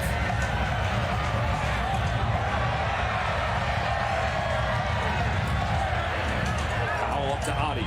Zaibo takes it off his leg. And Adi fighting to get it back will be called for a foul. Good effort there by the big Nigerian. Just couldn't quite get to it. Didn't use too much of his body trying to win the ball.